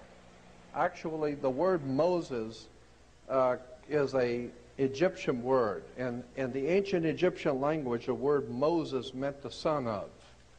Like in Hebrew today, Ben, B-E-N, means in Hebrew the son of. So like Judah ben Hur, Judah was the son of, his father's last name was Hur, H-U-R, Judah ben Hur, or Ben, B-E-N means the son of. Incidentally, if you look up in the Hebrew Encyclopedia, look up the word Hur, because I did that for Judah ben Hur. H-U-R is a Hebrew spelling of Horus. The sun god Horus was called in Hebrew Hur, H-U-R. So when the sun came up in the morning, Horus was our newborn son, and he took 12 steps across heaven. They were called Horuses, H-O-U-R-S, Horus. And he took 12 steps. That's why we get a 12-step program for alcoholics, a 12-step program. When you go to school, you start in the 1st grade and you end up in the 12th grade. It's a 12-step program because the ancient Egyptians said that the sun, whose name was Horus, when he was risen in the morning with our risen Savior, he walked across the sky in 12 steps, and each one was a different Horus. The first was Horus of the first step, Horus of the second step, Horus of the third step, and going down the line, Horus of the 12th step. So there were 12 different Horuses.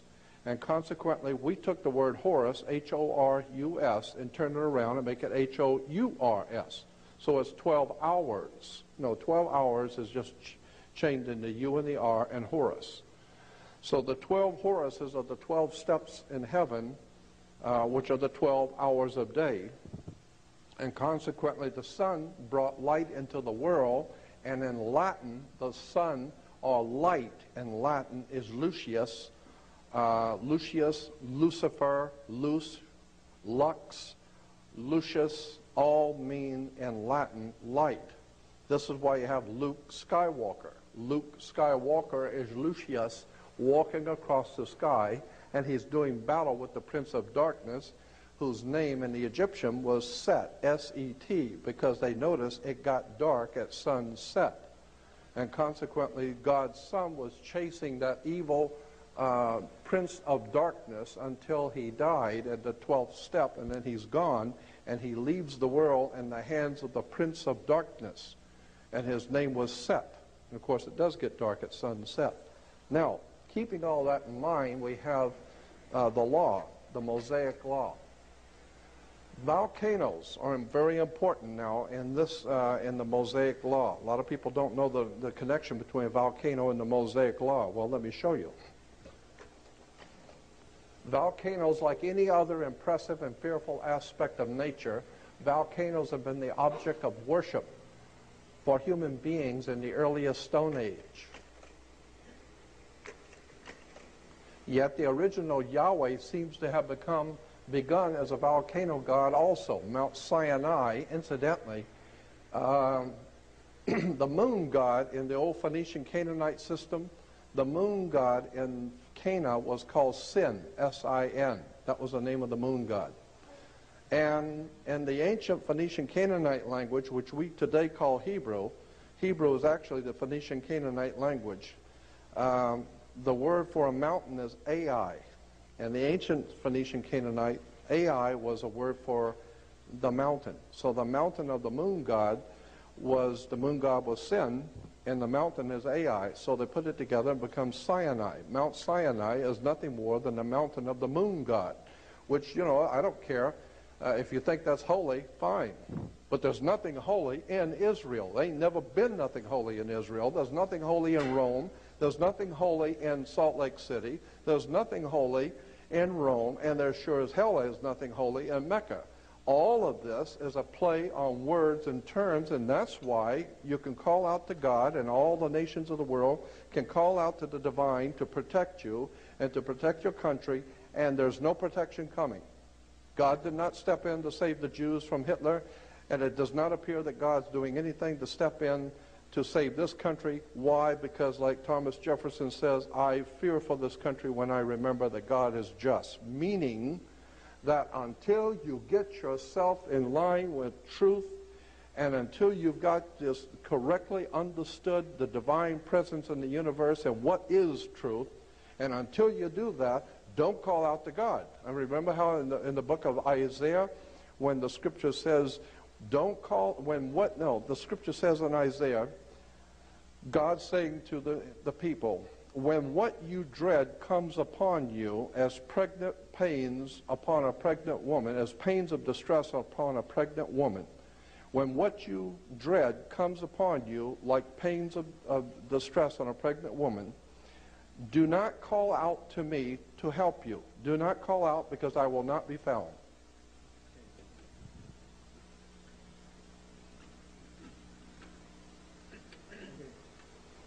Quite simply meaning, until you get your theology and your life in tune with the divine universe and that divine universal God force in the universe, until you start getting yourself in tune with the real truth of who God is and who created this universe and how it all came into being, until you're ready to do that, don't call out to God for anything.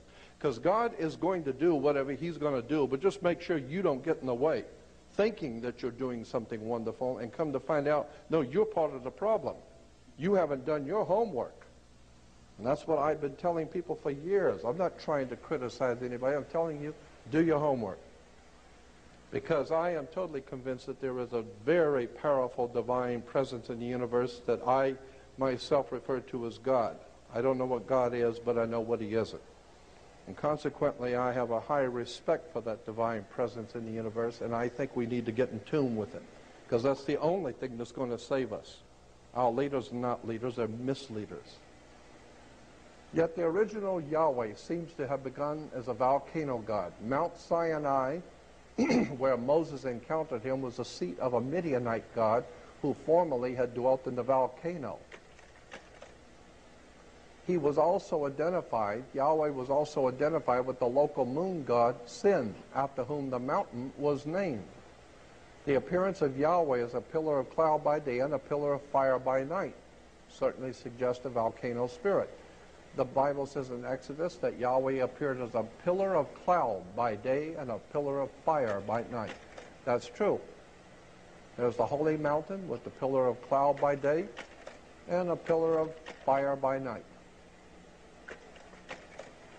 Here we have Israel at Sinai dedicated itself to Yahweh. And what do you see? Does that look like a volcano to you?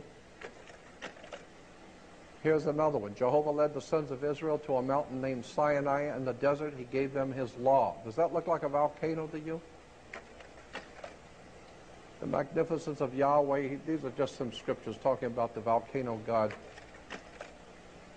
I'm going to go past these quotes. These are all quoting from the Bible how Jehovah was the fire. Oh, here it is again. Now this is in the Bible.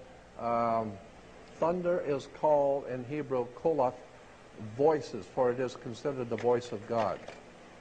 Thunder is called voices, for it is considered the voice of God.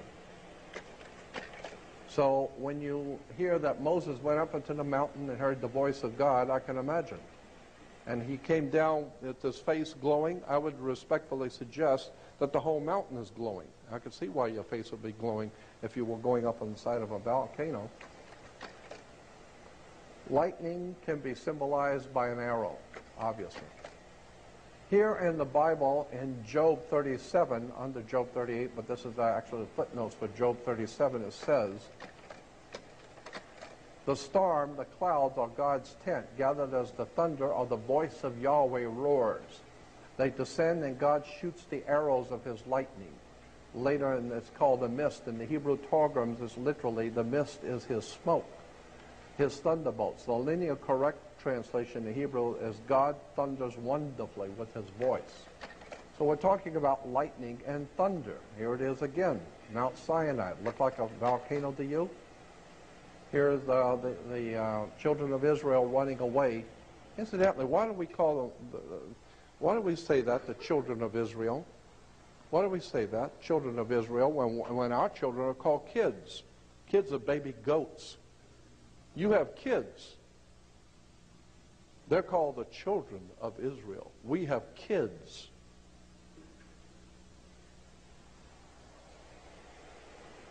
Mount Sinai, does that look like a volcano to you? Here is Moses.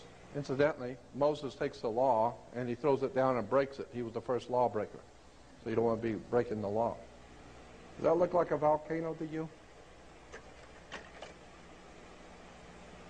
There's one Hebrew telling another one, that's a volcano, airhead. See it?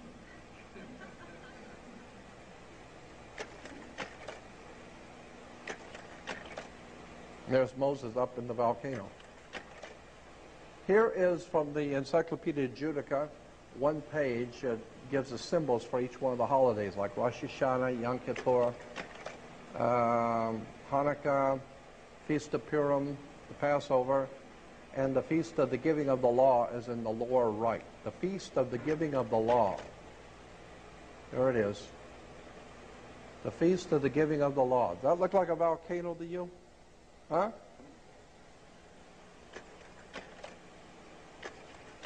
Now, here's part two, and if you know where I'm going with this, don't comment. Let me go there, because a lot of you will jump ahead and know where I'm going with this. The word volcano comes from the Latin volcano god Vulcan, or Vulcanus, derived from the old Cretan deity Vulcanus. Very important. The word volcano comes from the Latin volcano god Vulcan. Here is Vulcan, the volcano god, with his lightning bolts. Now, part two. In the Hebrew tradition, you have something called the benediction. Now, the Pope, when he blesses, makes the sign of the cross. But in the Hebrew, the rabbis bless the congregation, which is called the benediction symbol. And so the benediction has been used, the benediction or the blessing. Here, the Pentateuch scroll crown with the hands raised in a priestly blessing. Here in downtown Los Angeles, you will see the the Hebrew priest giving the priestly blessing. This is called, and here, indeed the Lord is high, and yet he looks upon the lowly, and you will see the priestly blessing. Again, the black robe for the planet Saturn, and Yahweh connected to the volcano god Vulcan. This is why Mr. Spock is a Vulcan. The rabbi and Mr. Spock. It's all Jewish religion, Hollywood, sex, drugs, and rock and roll. And the Gentiles just love it. Can't get enough of Hollywood. Can't get enough of it. And that's why God has withheld his protection from our nation. This is why our country is now in the darkest period as has ever been, because we have given ourselves over to ignorance, stupidity, ill-informed religious philosophies, and have not come before God with a trite heart and wanting to know the full truth. Here we're told about the manna from heaven. I don't know if you've ever remember, Moses was leading the children of Israel to pick manna from heaven. They would find manna from heaven on the ground each morning, the scripture says. Here they are picking up the manna from heaven on the ground each morning. Here in Exodus 16:14, it says, "And when the dew that lay on the ground was gone up, behold, the face of the wilderness, there lay a small round thing, as small as hoarfrost on the ground." So now we know, and the next one in 15 says, "And when the children of Israel saw it, they said to each other, to one another, it is manna, for they did not know what it was." In Hebrew, manna simply means, what is it? I mean, they tried this stuff and said, God, what is this stuff? You know? So what is it? They don't know. Well, what is it in Hebrew is manna. So they call it manna. Well, what is manna? The manna from heaven was a small round thing, and it says when the dew that was on the ground, of course, when the sun comes up, it evaporates, and behold, upon the face of the wilderness there lay a small round thing. Manna, meaning Hebrew, what is it? And it's 7 characteristics from the old ancient world. Small, round, wafer-like, sweet, could be hard, can be melted, and it was obviously from heaven. Because when you ate the manna, you could talk to God. Well, now we found out manna was a small round thing, mushrooms. And here are the priests of Israel. Here's the Hebrew priest of Israel wearing a mushroom on his head. The mushroom headdress. I've often wondered, see, because the mushrooms were a hallucinogenic drug. And I've often wondered, is that why they call the priest high priest?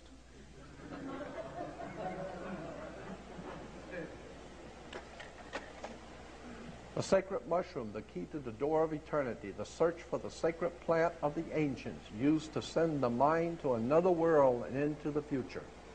Let me tell you something. I've never tried any drug in the world ever. Not pot, nothing. Ever. However, I am not so stupid as to not be well informed about the potentials for the mushroom. The magic mushroom, from all indication, is a sincerely important discovery that was made in the ancient and prehistoric world. This stuff works. The magic mushroom and other hallucinogenic drugs like that do something to the electromagnetic forces in the brain to open up your mind and open up your spirit to all kinds of profound things that you're just totally not aware of. So, while this is a hallucinogenic drug, nonetheless, this is a very important stuff here. Magic mushrooms are not to be laughed at. It is not a light thing. This stuff is very serious stuff. And that particular kind of mushroom is called a Amanita muscara. The sacred mushroom and the cross, John Allegro, the third man in charge of the Dead Sea Scrolls, wrote this book. The sacred mushroom and the cross, a study of the nature and origins of Christianity within the fertility cults of the ancient Near East by John Allegro.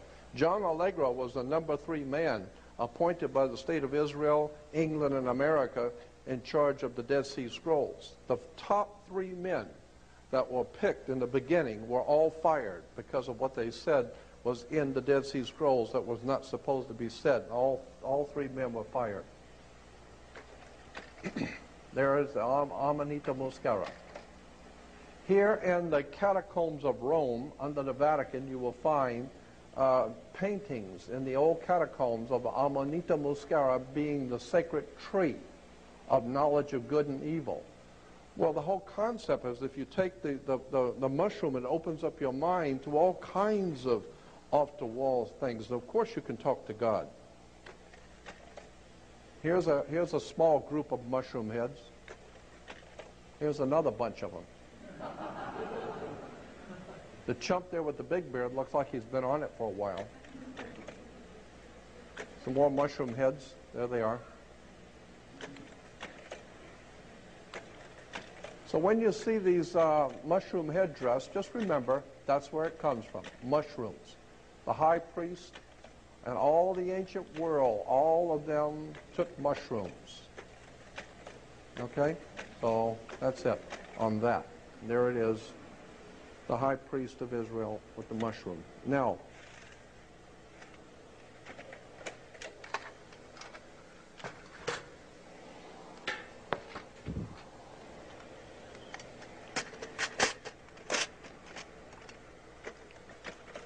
okay.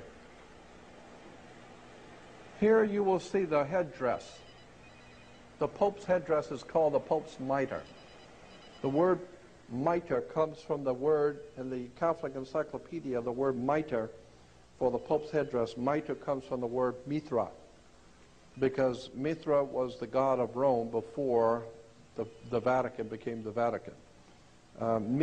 Mithraism was the worship that was going on in the Roman Empire. Now, the headdress is called the Pope's mitre. A lot of people do not know where that headdress came from. It actually goes back to the Hebrew, because here is an old wood carving picture of Christ before Caiaphas, the Hebrew judge, and Jesus is being brought before Caiaphas. And you will see on Caiaphas the papal headdress. And incidentally, you'll see that moon in front of the headdress. That's the symbol of the moon god, sin. This is why today you can still go to what is called a synagogue.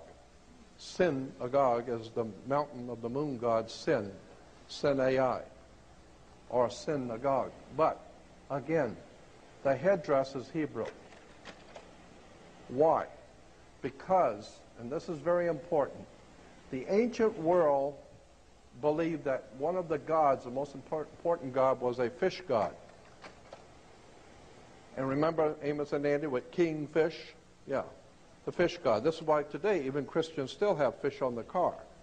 It goes back to the old ancient Phoenician, Canaanite, Babylonian fish god, Dagon. Dagon, the fish god.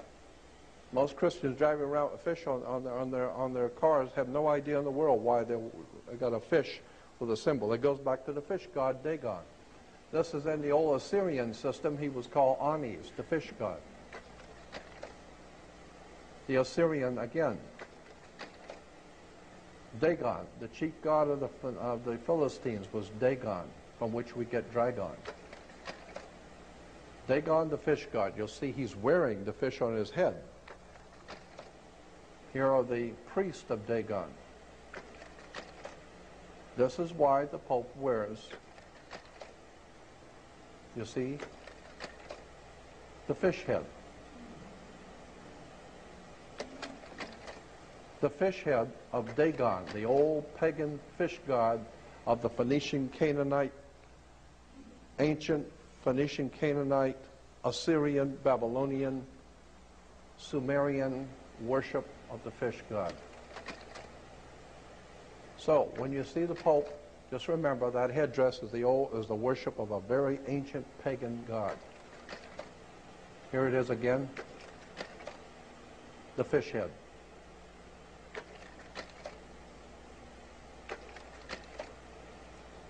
Here are the black robes. Why black robes? Why black squares? The black robe is the black robe of the planet Saturn. Again, here are the judges all swearing allegiance in Nazi Hitler. And here are the priests in, incidentally, the priest uniform is called, here it is, just a minute. All black robes. Why black robes? Darth Vader wears a black robe. Yeah. Devil worshippers wear black robes. Ayatollah Khamenei wears a black robe. Yeah. Yeah, Omar Gaddafi wears one too. There they are. Some of the most bloodletting murderers the world has ever seen. The Order of the Garter. In England, you will see Churchill on the lower right. It's called the Order of the Garter. The black robes. It's very, very extremely powerful secret society in England called the Order of the Garter. Many people think it's like a woman's garter. No, no, it was the guards who guarded the powers in England. They guard the powers. They are like a mafia, underworld organization. A very powerful secret society with the black robes and the red strips. The red represents the same thing as the red, the scarlet-colored wild beast of Revelation. The red is very important, and you'll see they're also wearing this, the old ancient symbol of the cross.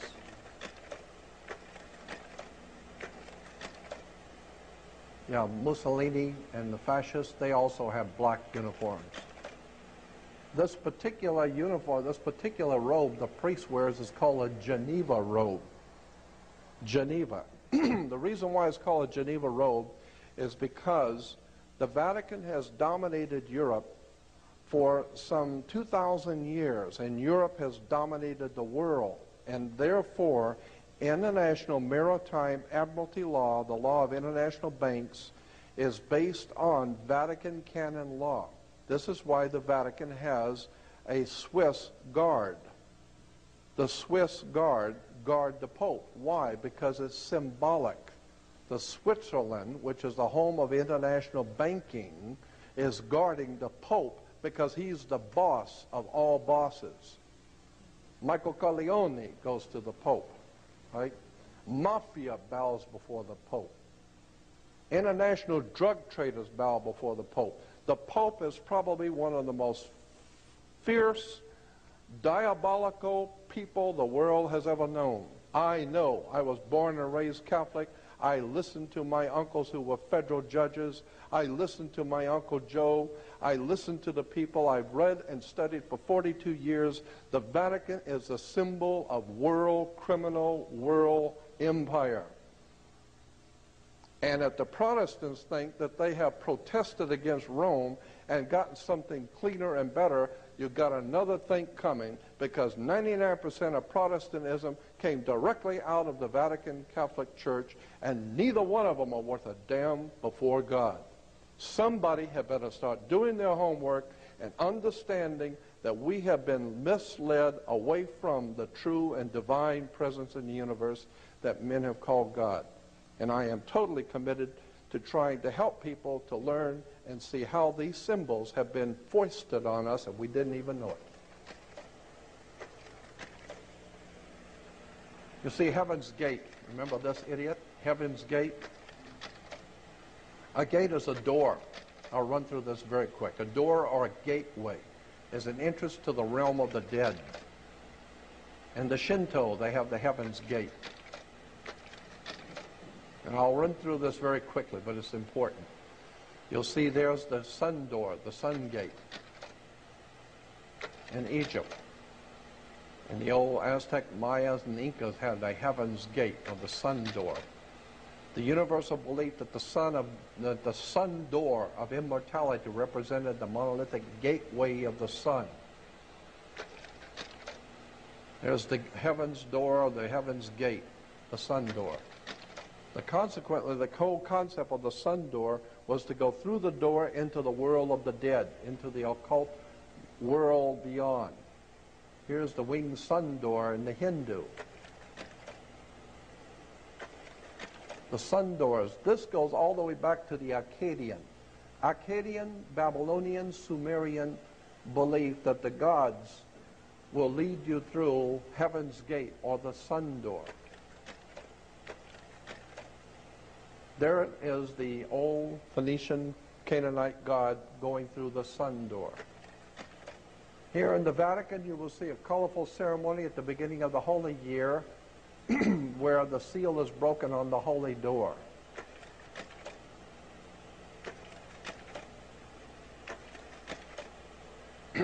With only fewer than 880 days left before Pope John Paul opens the holy door for the Jubilee year of 2000. One of the most solemn events in the Church's calendar is the opening of the holy door. Here is the Pope going through the sun gate, the holy door. The Pope immediately after entering the Basilica through the holy door, the sun gate, the old Phoenician, Canaanite, Assyrian sun door. This stuff is as ancient and as pagan as it has ever been. And most people see this and have no idea. They think it's people see something like this on television. Oh, it's very holy. The only thing holy in Rome is the stories. They're full of holes. The concept is the whole thing is nothing but a story. And it has been misrepresented. And again, let me say, I am totally convinced that the New Testament is a profoundly important story, but it has been misrepresented by the people who are far smarter than we are. They have put all of this stuff together and they figured we'd never find out. Well, I've taken 42 years of my life to go through this material, and I haven't even scraped the surface. I could go on for weeks talking about this kind of thing. The point I'm making here is that we need to wake up and find out what these symbols mean. I think this is getting where, yeah, here it is, Rome. Rome in the first century. I don't know if you know this, but in the first century Rome's seat of power, where Caesar ruled from, was called Capitoline Hill. Capitoline Hill. And the temple of Juno Moneta was a part of Capitoline Hill. Juno Moneta, which is where we get Juneau, Alaska. Juno Moneta is where we get the word moneta, is where we get the word money. It's because this is where Caesar coined his money, in the temple of Juno Moneta, money. So of course, Caesar, before he went in before the, quote, Senate, end quote, he had to go to the bankers, had to go to the temple to see what the bankers want before he goes into the Senate. There is Capitoline Hill. It's up on the hill. We still say that today. The president's up on the hill. Not realizing when you see the president of the United States up on the hill, this is all Rome.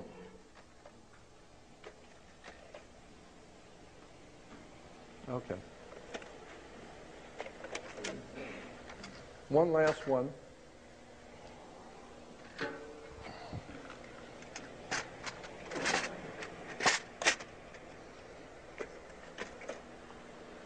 Yeah, domes. Domes are very important. The word dome comes from a Latin word domus. Domus gives us domesticated, dominate, Dominican Republic, domineering, domus. Domus meaning the presence of the divine. Domus. The presence of God, the presence of divine. Domus. And you'll find domes everywhere. Churches have domes. Religious buildings incorporate a dome. The Vatican, dome. St. Peter's, domus.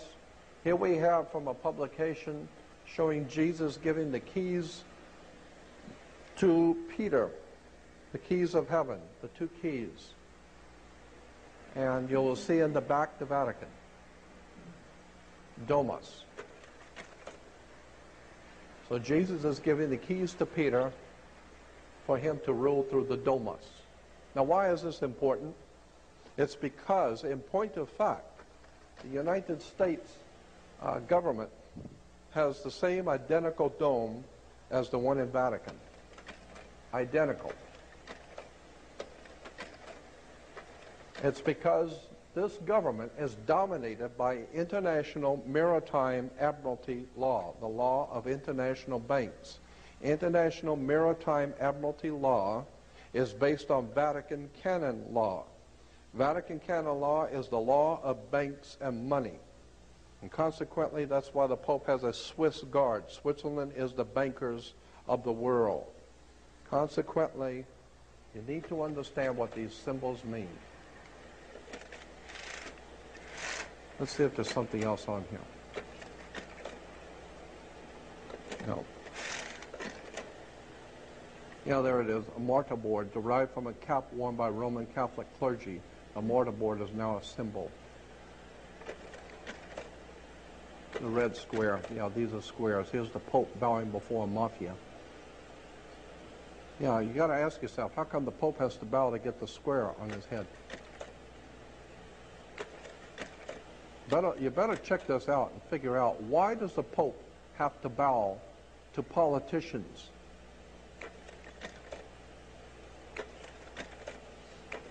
The square, the red square.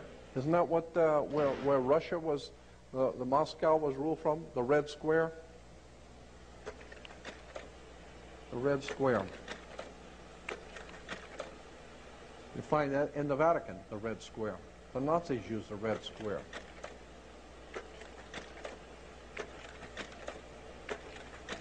I mean, even Union Bank uses the red square.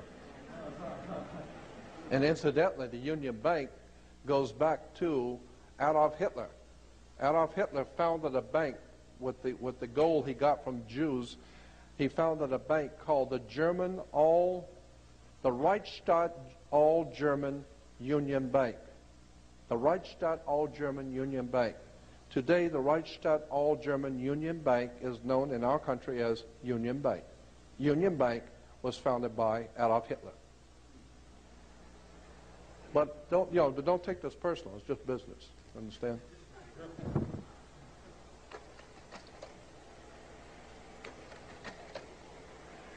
Here is a red shield, Rothschild, and what do you see as a symbol of fascism? Fascism was an authoritarian political movement. The last sentence, it says, its name was derived from a fasces, a Roman symbol for authority consisting of a bundle of rods and an axe. Political life. In most cases, fascists have come to power after a nation has suffered an economic collapse, a military defeat, or some other disaster. The fascist party wins mass support by promising to revive the economy and restore national pride. Say it again? When? Okay. Political life under fascism. In most cases, fascists have come to power after a nation has suffered an economic collapse, a military defeat, or some other disaster. The fascist party wins mass support by promising to revive the economy and restore national pride. Where have we heard this crap before? The people running this country are nothing but the patsies for international fascist Nazism. They're fascist murderers all. And one day, there's going to come a time when the divine justice is going to be having its way on this earth, and people like George Bush and all of the other fascist, Nazi, underworld, mafiosi murderers are going to bite the dust. You can bet on it. God has watched the coming and going of Hitler's for thousands of years, and it hasn't impressed him a bit. And the people that are running this government today, they're on their way out too, very soon.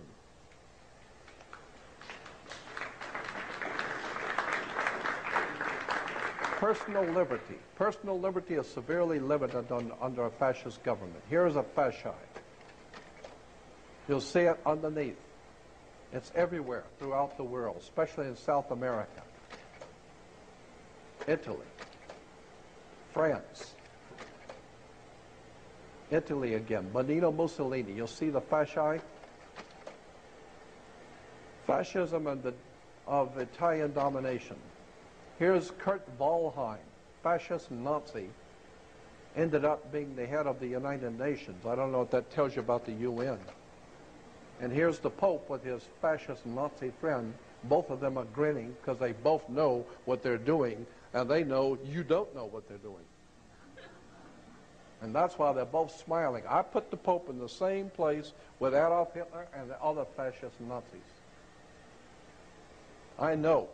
I've done 42 years of research on the Roman system of fascism, Nazism, and I can tell you the papacy is the bottom line if you want to talk about fascism. Why does the Pope wear a Jewish yarmulke? You ever thought about that? Where's the Jewish yarmulke? Why? Here at the Vatican, Cardinal Pacelli, who later became Pope Pius XII, he signs a concordance. Eugenio Pacelli, now Vatican Secretary of State, presides over the signing of a concordat between Germany and the Vatican in 1933. The Vatican signed contracts with the Nazis. There were two of them. They were called concordances. Now, how many people know that? The Pope signs contracts with Adolf Hitler. Here's Benito Mussolini in the Vatican signing contracts with the Vatican.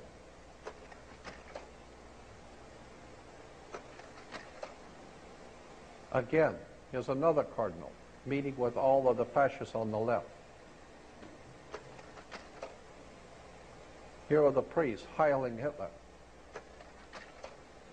Here's Pacelli. Now here's the Cardinal Nuncio, Papal Nuncio in Germany talking to Adolf Hitler. Again, the fasci. Here it is on American coins, the fasci. Here it is in Rome. Take a good look at the fasci on that symbol. Here it is in America. Here it is on the American dime. It's a traditional symbol of republicanism, a fasci as its symbol. Yeah, Republicans have always used the fasci because they crawl on their knees before the Pope and the mafia. You see on both sides of the podium, fascis. That's a fasci. And you'll see it with the president and on both sides of the podium.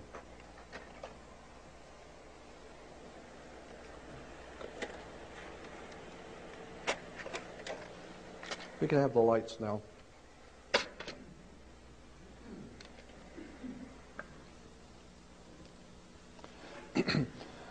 So in conclusion, let me say that what I'm trying to do is alert you and make you aware of the fact that the entire world operates on symbols, words, terms, emblems, national coats of arms, halotry, flags. And for many years I have been fascinated with how much Americans don't know about symbols, and they look at them every day. They haven't got the faintest idea what these things mean. The religious institutions that govern the Western world are as corrupt as any institution that's ever come out of the Western world. But I believe that there is a very powerful story encoded symbolically in the Old and New Testament, but it has been misrepresented. And unless and until we are ready to accept that fact, that there's something in the New Testament that you don't know, there's a symbolism there that's telling you something. And I am fascinated with how much we read things and don't know what we're reading.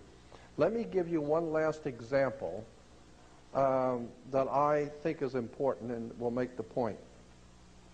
On the first day of summer, The sun is as high in the northern sky as it's going to get. It's not going any further north than the first day of summer. It is directly overhead, as high in the northern hemisphere as it's going to get. Each day, from the first day of summer, each day it moves imperceptibly. It moves 1 degree southward each day, going southward. When it hits the halfway point, it is now crossing over the equator at the halfway point, and now it is going to fall. And that's why we call it fall or autumn. Fall because the sun is now falling. It's going. And consequently, it keeps moving until it hits the halfway point, which it crosses over the equator. Now it is the spring in the southern equator, and in the northern hemisphere, it is now fall, coming of winter. But as I said, in Rio and in Brazil, it is now spring, because it's going to go 3 more months until it hits the first day of winter. And the first day of winter, the sun is as low in the southern sky as it's going to get, and that's the first day of summer for Rio. That's why the birds and smart people with money fly south. If you got money, you go south, follow the sun, right? So consequently, the sun, which was doing just fine, it was really hot and doing great, and when it reached the halfway point, the constellation that it hits every fall is the constellation of Scorpio. Scorpio is the constellation that begins autumn, and therefore it's this kiss of death. The scorpion has kissed God's son, and now he's going to be led to his death in Capricorn. He's going to die. He is fallen. The great Son of God is fallen, and he's going to fall all the way down to the southern hemisphere until it hits the first day of winter, which is December 22nd. Yes. On December 22nd, the sun rises on the lowest latitude, on the lowest point in the southern sky. Now follow what I'm saying. The sun rises on the lowest degree on the 22nd. On the 23rd, the sun rises on the same identical degree. It's so perceptive, the U.S. Navy has the instruments to tell you. It did not move 1 degree south. It did not move 1 degree north. It's on the same identical degree. On the 24th, it rises, and it's still on the same identical degree. Therefore, the ancient Egyptians knew that, and they said God's son was dead for 3 days. But on the 4th day, which is December 25th, United States Navy devices will tell you that the sun moved 1 degree northward. 1 small degree northward. It's just enough, because the ancient people said anything that was dead for 3 days and has just moved 1 degree northward is born again. It's come back to life. Now it is on its way back to the northern hemisphere. And consequently, when it gets to the next quarter point, which is spring, and at spring it crosses back over the equator, on its way back to, coming back to full grown and full into the northern hemisphere. Consequently, when you die today, we say the same thing the ancient Egyptians said. When someone dies, we say, grandmother passed last night. Grandfather passed away. Or uncle passed on. Always the word associated with death in the ancient world was passed. You passed last night. Grandmother passed on. But in the Egyptian, they said that when you died, you left from one world and went into another world. So you passed over into a next world. So when you died, they said, grandfather passed over last night. And I've even heard that term. Grandmother passed over last night. Why? Because the sun, which was brilliant in the summer, it hit at halfway point, it crossed over the equator, so it passed over the equator. going to the full summer in the southern hemisphere. In the spring, it's coming back and it passes over the equator again, coming back. And in the ancient world, there was a celebration in the northern hemisphere because the sun, which was dead in winter, has been reborn on December 25th and has now come back to life. And they called it the Passover. So that the Passover is nothing more than the sun passing over the equator. The Passover. Okay?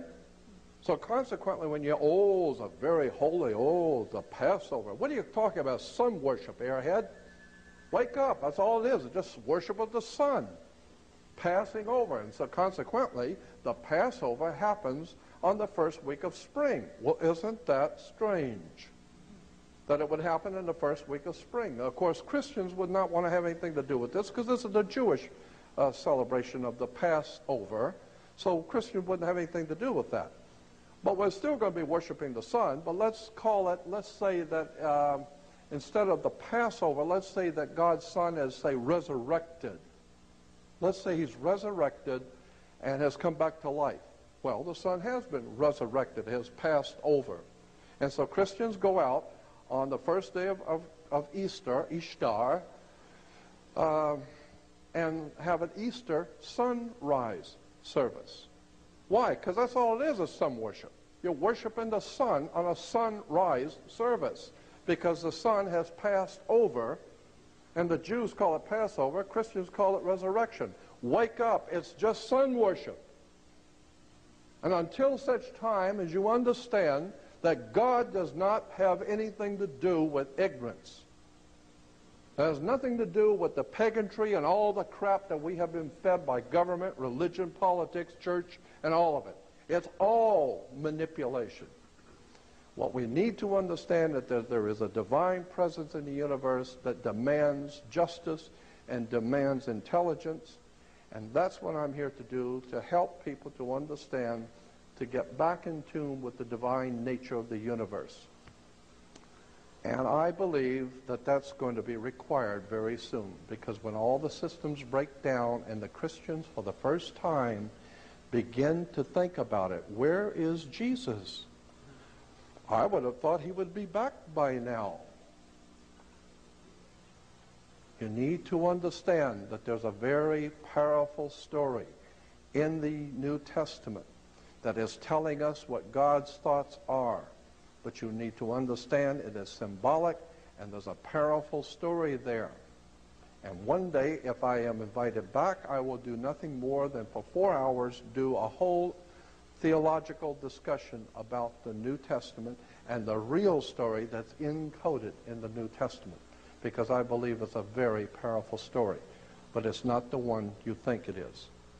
So consequently, my last comments are, I do not wish to offend, I wish to educate, because I believe that's what the divine presence in the universe would want, is truth.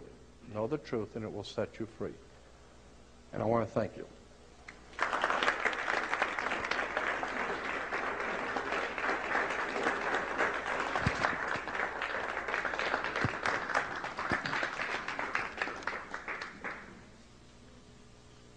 Oh, do we have any questions? And of course we do. Okay, let me get my mic.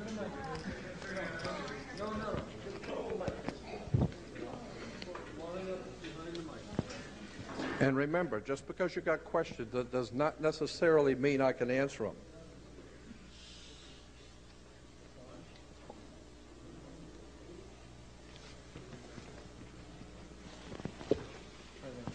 Oh, thank you. Thank you. Jordan, you've answered two very important questions tonight. I now know what who Ohm refers to, OMM, in the movie THX 1138, who George Lucas very cleverly put in as the god of that whole society that they talked to and who they addressed.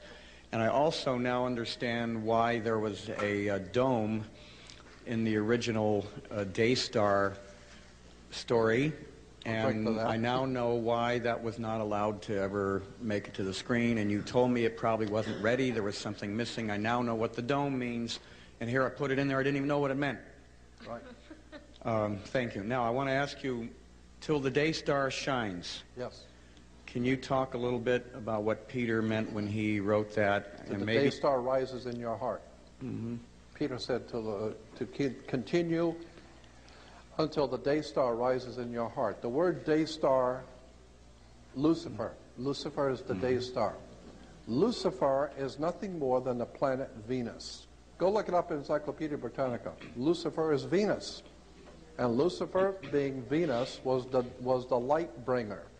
And the ancient Roman religion, that's actually based on the ancient Egyptian, just in the morning, the early morning, the priest in the city of On and all the ancient priests who were sun worshippers would go out at 4 o'clock in the morning, 3:30 to 4, and face the east, and when they would see the planet Venus rising, it's a beautiful, if you've ever been up at 4 o'clock in the morning to see Venus, it's magnificent. It's a beautiful, bright sky and the light in the sky.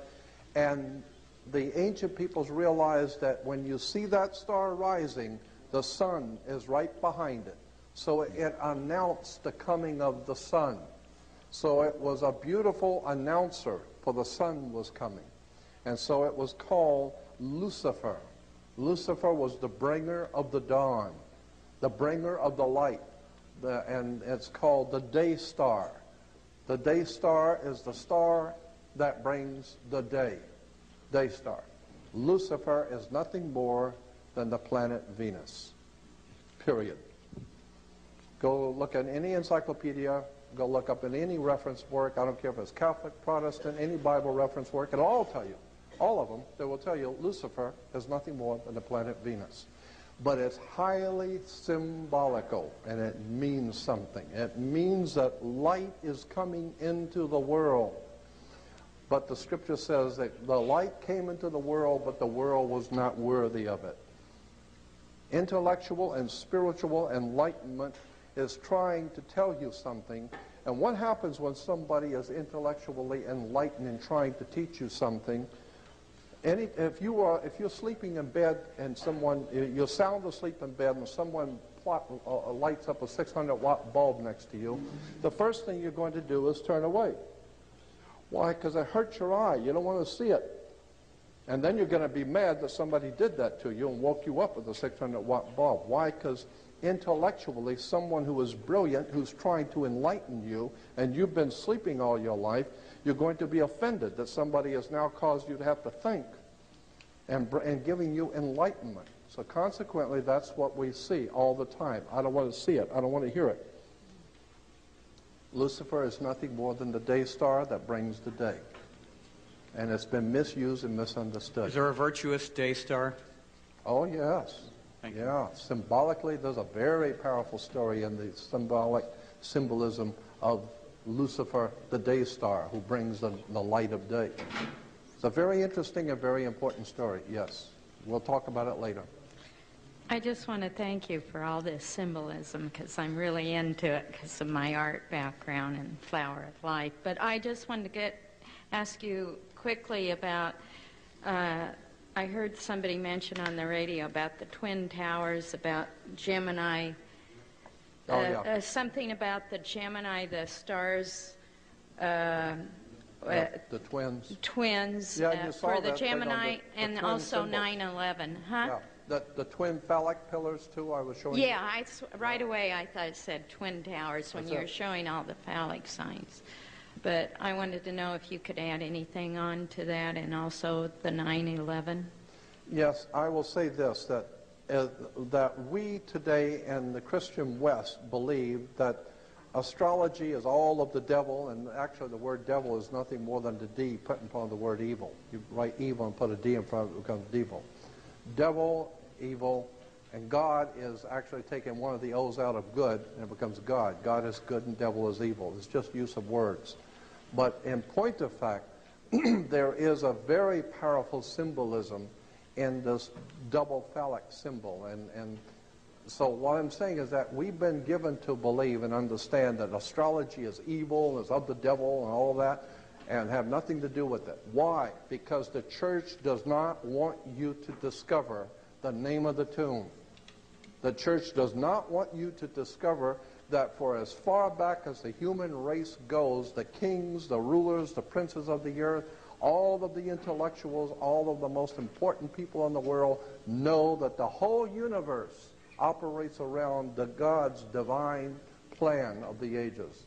It's astrology is from God. That's from the Bible. And consequently, until we have the proper respect for original astrological concepts, we're never going to figure out what these symbols mean and why we're in the trouble we are today. Astrology is a very powerful symbol. And it was used by the ancient Hebrews. It was used by the ancient Christians. And why do you think you have in the Bible, the Old Testament, the 12 brothers of Joseph, and the 12 tribes of Israel, and the 12 apostles? What are you talking about? 12, 12, 12. Why 12? It's the 12 signs of the zodiac, the 12 hours of day, the 12 hours of night. God's Son, that's why 13 is an unlucky number. God's Son, with his chosen 12, is a divine number in heaven, 13. So consequently, the whole of Western civilization is based, all religion is based on astrology. We just don't know that. And that's why the church has told you have nothing to do with it, because they don't want you to know the real truth. We need to understand astrology is the basis for all religions in the world. And then the 9/11? The 9/11, I could get into that too, but... Another time? Yeah, another time, because Okay. it would require too much. Okay, thank you. Yeah. The only thing I would say is that my phone number is 505-9911. 9/11. That's my new phone number. 505-9911. 9/11. Anyway. I just wanted to ask you if you had any comments on the red planet Mars, and if there was any symbolism to the fact it recently passed at its closest point to the planet Earth, and we're now in a war. Yeah, let me say this. That opens up a whole can of worms, because I met many times, but I met up in Oakland about 4 or 5 years ago. I met up in Oakland with about 8 other people. It was a secret meeting I was invited to. And for 3 days and 3 nights, we were all enclaved at the hotel. Richard Hoagland was there, Richard, myself, and there was 6 or 7 other people. And what we did is we paid for the restaurant and the hotel. We paid, all of us chipped in and paid for the particular table in the back of the restaurant for 3 days. We took it over and commandeered it for 3 days. And the idea is that the 8 or 10 of us, whatever it was, would sit there from morning till night and go through each other's work. Richard Hoagland sat right with me for 3 days and heard all of my material, heard it all. And we talked about Mars, and he divulged a lot of stuff that he's never talked about in public. And that was a very fascinating time. Incidentally, he went on Art Bell and was talking about all the Masonic symbolism at NASA and all that stuff. And that was my stuff. I'm the one that told him that. And I called him after I heard him on Art Bell. I called him and said, I told him, I said, Richard, it was great, sensational. I said, where'd you get all that information? He said, oh, well, I got it from you. I said, you got it from me? 3 hours I sat and listened to you on Art Bell. I didn't hear my name. Did I hear my name? I was wondering where you must have got that from. I thought we had an arrangement. What we said up there in San Francisco, up in Oakland, was not ever to be discussed in public, right? So I'm the one that brought David Icke to America, incidentally. So if you like David Icke, I'm the one that brought him here. If you don't, I'm the one that brought him here, and I'm not very happy about that. I'm very unhappy with David Icke. But anyway, huh? Thank you. Yeah. I brought David Icke to America, and I financed him to make him a star. I seen the day he doesn't even talk to me, doesn't even say hello. But Mars, yeah, I think that there's a whole story about Mars that has not been told, and it's going to come out, that there might very well be life there now. Do you know that Tom Van Flender has a website, and he's one of the most legitimate, de jure, real physicists, plasma physicists in the world today, a very important man. And he has on his website pictures of artifacts on Mars's surface that I've never seen before. He's got pictures, actual zoomed-in pictures. And you got to remember, Tom Van Flanders is a very important man in the world of science today. And he's got pictures of cylinders on the face of Mars going into the Earth, into Mars and coming out. They're like a subway system, and it's like plastic or glass. And you can see the wrappings around, some kind of material wrapped around these cylinders. They must be huge. But they come out of the surface of Mars and go back in. They go behind huge mountains and come back out and go back down again. It looks like a subway system. And when you look at this thing, you tell, what the hell is a subway system doing on Mars? And in this article, he's saying that there are many things that NASA has known that's on Mars that they haven't told you yet. Subway systems, and this is very highly technical, the way he explained it, to be able to do what whoever this was that did it, to be able to build around mountains and sweep down into the ground, come back out over here, go around the mountain over here and come back in. Who knows how to build subway systems like that? And you could see through them. You can actually see through them. So they're either plastic or glass or plexiglass or something. I think that there's a lot more going on the planet Mars right now, and there may even be a civilization there now watching us. Maybe that's where we came from originally. I mean, I've sat with Zachariah. I sent Zachariah Sitchin around the world, I think 6, 7 times. I sent him to Egypt. I sent him to Mazatlan. I sent him to Turkey. I sent him to Israel. I sent him to Egypt. I sent Zachariah to 7 countries of the world. I did it personally. I sent him. And I was going to do a 13-week mini-series with Zachariah. And Zachariah is sensational. I love him. But I did a contract with Zachariah where my company in San Diego was going to finance a 13-week mini-series we were going to sell to PBS. And he agreed to do it. And we sent him to 7 different countries.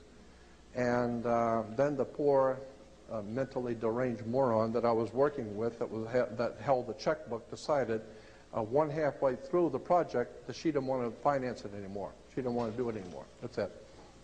And I had to call Zachariah and tell him, Zachariah, you're not going to believe this. You know, this woman has pulled out on us at the last minute. She's got the money, but she just decided she didn't want to do it anymore.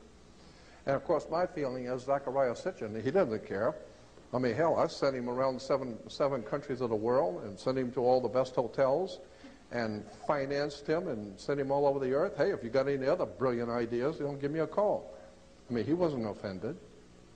But there's all kinds of people that I have been in contact with for many, many years behind the scenes that I've never told anyone. And 12 years ago, I produced a video called Matrix, Matrix of Power.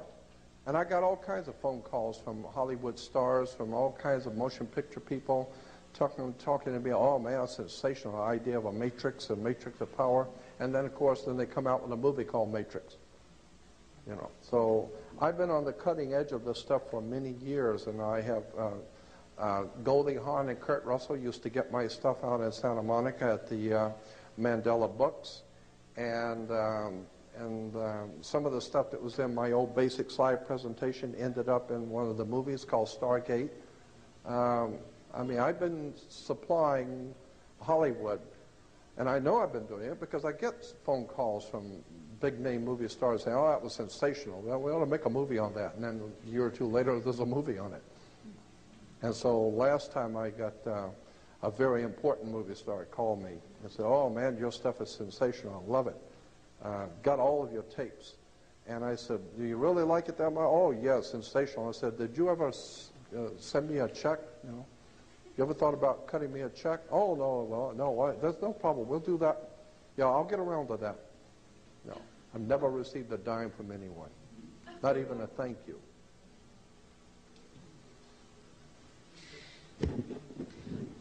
I have a question. I know that you said that you were going to talk later about, or on another occasion, about your interpretation of the New Testament. Hopefully, I will. Well, hopefully you will, yes. But what about the avatar stories from around the world? You know, the ancient Krishna and Rama and Osiris stories and so forth. I also, years ago, heard someone talk about the incident in the New Testament in which Lazarus is described as rising, and showing that the exact same story occurs in ancient Egyptian mythology, where Bethany is Betanu, and Lazarus, I believe, is Lazareu. I mean, it's exactly the same story. The names are changed just ever so slightly. So there are obviously these correspondences through time and yes. different places, but what do you think about the fundamental concept of the avatar phenomenon? I think that Manly P. Hall said it best. He explained that whole thing in a lecture once, where there seems to be a divine mandate in heaven that in all periods of darkness, when there seems to be darkness encroaching on the human family, that the spirit of the universe calls out individual people, and your spirit is moved to do something to help your fellow man, to be a teacher. And so there have always been teachers who have been called in the last and final parts of a dark time on the earth, where the universe puts it into certain people's hearts to be like an avatar, to be like a teacher. Well, we don't have any problem talking about Isaiah, Jeremiah, any of the prophets of old, and Joel, and the Apostle Paul, but to bring it down into modern day, now that's different. Now, if you're going to talk about God's leading you to do something, you must be an idiot. Now, Billy Graham, we understand, he's being led by the Lord. You know, go look in the Oxford Dictionary of the English language. Look at the word Lord. L-O-R-D comes from L-A-R-D. That's the way it was spelled in the King's English, Lord. So consequently, when I see, you know, I'm serious. This is why Christ is the Christos, is oil. Well, congealed oil is the Lord. But the idea of an avatar or a teacher has been with us for thousands of years, and it's true. Every time the world is heading into darkness, it seems like God or the divine presence in the universe moves certain people in their heart to stand up against the darkness and help their fellow man, like the scripture says, you know, just carry even one candle will light a darkened world. So I believe that there is something to this idea that God raises up individuals to enlighten his fellow man at, you know, in dark periods of history. Could I ask you one other question about astral theology? Have you looked into the Mayan calendar?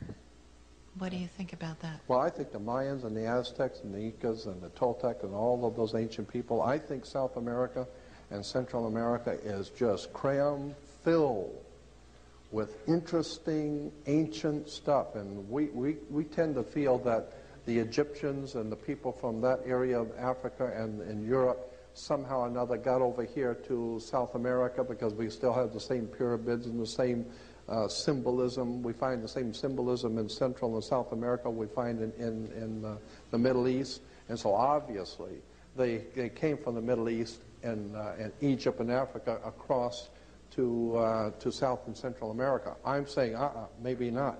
Maybe it started in Central America and South America and went to that way. Why do you, and I am totally convinced in my own mind that the most ancient cultures on the face of the earth, as in South America and Central America, probably 100,000 years old or more. In Peru, in Brazil, and that whole area of the world, I think, is just replete with ancient stuff that far, far exceeds anything Egypt ever did. So I'm seeing that there's a whole world of questions that we've never been allowed to ask. I think that Central and South America is the epitome of ancient civilizations. I don't even know, I don't think that the ancient Mayas and the Aztecs and those people, those are the ones we know of. I think that there were some very old ones, like Earth Base 1. Earth Base 1 is in the Andes. It's as high up in the Andes as you can get, and it is a profoundly, it's so high up that people going there today can hardly breathe. Even mountain climbers say it's very difficult to breathe. It's so far, so high up, and yet the stones are like 100 tons, 300-ton stones, and they're all cut flawlessly and pieced together. And I'm thinking, wait a minute, who moves 200-ton stones in air that even the best mountain climbers can hardly catch their breath? And there's no way to plant food up there. You don't plant anything up at that height. So how did these people feed themselves and move 200 and 300-ton stones? And not one, from all over. They're just huge temples built with these stones. And I'm saying somebody better start looking at this. I'll tell you what I think really happened. I think that we are a creation of someone else.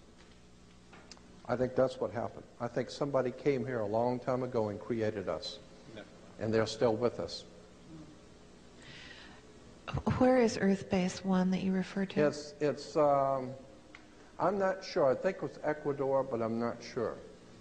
But I'll tell you where you can find it. Well, you just look for it. It's just called Earth Base 1. You can look for it in reference works. And on the web, they got a lot of material on Earth Base 1. They call it Earth Base 1 because it seems to be the oldest city on the earth. Incidentally, they say Jericho was the oldest city. No, Jericho is not the oldest city in the world. Heaven. Earth Base 1, now that's old. You know the story about the walls come tumbling down from Jericho? There's only one problem with that story. Jericho never had any walls. You know, I don't know how the walls could fall down from Jericho when they never had any walls. But we don't let things like that bother us. But what I was referring to about the Mayan calendar, 2012, I mean, do you think... 2012, I know. I don't know what that's going to bring, but I got a feeling something as very big is going to happen in 2010 to 2012. We're already in the age of the fifth sun now? I think that's what they call it. All of that kind of stuff, I think, is very, very legitimate. I'm not a world's foremost authority on it, but I know enough about it to know it's very legitimate. Yes? Hold on a second. They want to do a quick tape change. Okay. So then I got my two questions. I'll drink to that. Okay.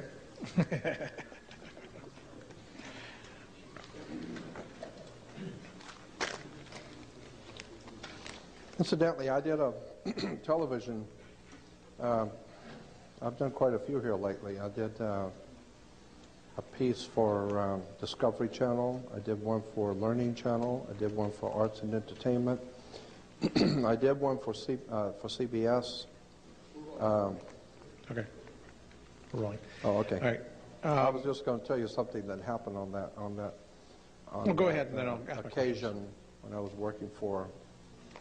That kind of points up what the networks are all about. Well, let me just tell you very quickly. I was hired to do 3 of a 4-part series. The 4th one I didn't work on, but the 3 I did. And the 4th one was, the one I did not work on. You may have heard about it. It's called The Incredible Discovery of Noah's Ark on CBS. I did not work on that one. That was the 3rd in the series. The first 2 was the Ancient Mysteries of the World Part 1 on CBS and Ancient Mysteries of the World Part 2. Then came the Incredible Discovery of Noah's Ark, and then came the fourth one, which is Ancient Mysteries of the World, in which Anthony Hilda was on that one with me. But the third one in line I did not work on, happily, because there were a lot of lawsuits and a lot of bad blood because of that.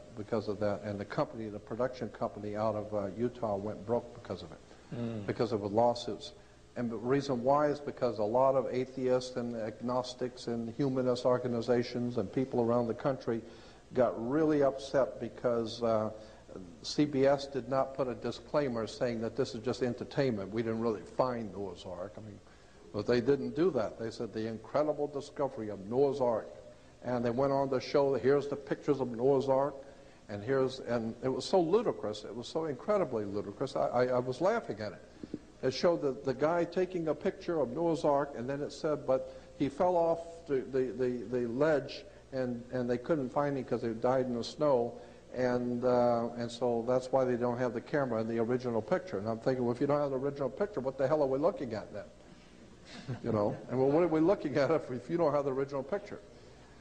And so consequently, I was called back to work on the fourth one, and so I asked the field director, I said, did you guys got a lot of heat from that last one you did on the incredible discovery of Noah's Ark? He said, yeah, a lot of lawsuits, a lot of stuff. And I said, did you guys really find Noah's Ark? And he said, come on, this is America. You don't have to be intelligent here. This is just entertainment. You know, I mean, this is America, my God. This is not Europe. You know, you don't have to be intelligent here. You just tell the people what they want to hear. And I thought, wow, that's you know, that was over dinner with the whole crew. And I asked him, you really find, he said, come on. We tell the people what they want to hear. This is CBS. It's just the money. It's just a business, okay? We tell people what they want to hear. So that tells you something about CBS and the rest of them. Well, it's Hollywood. Touche. So what's your question? Okay. My old friend, my good friend. First one, I want to make a note about Darth Vader. He's also Lord of Sith, S-I-T-H. Good. I follow the Star Wars stuff, so I figured I'd want to give you that pointer there. Throw that one in, okay. So it's documented now. My first question is regarding Isis, Ra, Elohim. Yeah, El. Yeah, Isis, Ra, El. El, okay. Isis was a feminine principle of wisdom in Egypt. It's spelled I-S-I-S, Isis. Then the coming of one of the pharaohs changed the worship of Isis to the worship of Amun-Re, Amen Ra, which is incidentally why Christians still say Amen at the end of the prayer, because they're sending the prayer through God's Son, Amen Re, Amun Ra, Amen. And consequently, when the Phoenician Canaanites, when the Hebrews went north into Palestine, they encountered a people that were already there for thousands of years. They were called Palestinians, which was very clever. I mean, that's where you would expect to find Palestinians, is in Palestine. And so when they went into Palestine, they had already learned all the wisdom and the religious teachings of Isis, spelled I-S-I-S. Then they learned the new concept of the new religion of Amun-Re, R-A. And now they encountered the Palestinians, and the Palestinians' god was El, the planet Saturn, El, E-L. Consequently, the religion grew out of Isis, Ra, El, I-S-R-A-E-L. Israel is nothing more than Isis, Ra, and El. Consequently, there's nothing holy about Israel. And why is Jerusalem called the holy city? The holy city is because, yeah, they're full of holes. The holy city is because every kind of licentious, filthy, degenerate religion that can come into the mind of men has been practiced there. Everything from child sacrifice, pornography, violence, human sacrifice, I don't care how filthy it is or how dirty it is, they were doing it in Jerusalem. And that's why symbolically God's Son, the light of the world, would say to Jerusalem, Jerusalem, Jerusalem, killer of the prophets and stoner of those sent to you. Anything that is truly enlightened and intelligent wouldn't have a damn thing to do with you. All you do is child sacrifice, pornography, violence, money grubbing, money changers. The whole thing was filthy from day one. There ain't nothing holy in Jerusalem. Ain't never been nothing holy in Jerusalem, and there's nothing going to be holy in Jerusalem, Salt Lake City, Rome, or any place else. Religion is nothing more than manipulation of the human mind. There is a powerful spiritual dynamics to the universe, but unhappily most Americans haven't got into the faintest idea about any of that.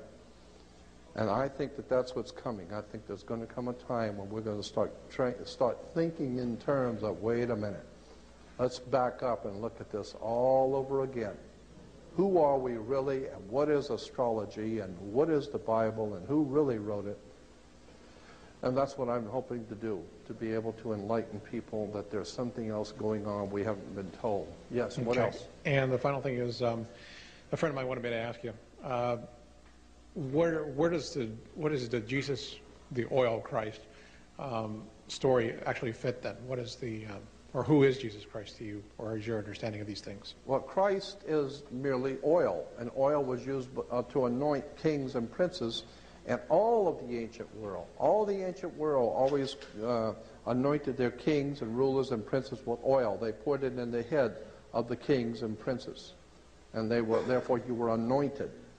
The word anoint was a word that was used in relation to sex. And so the king always represented the penis head. The king was always the big cock in town. He was the major penis head. He was the major man.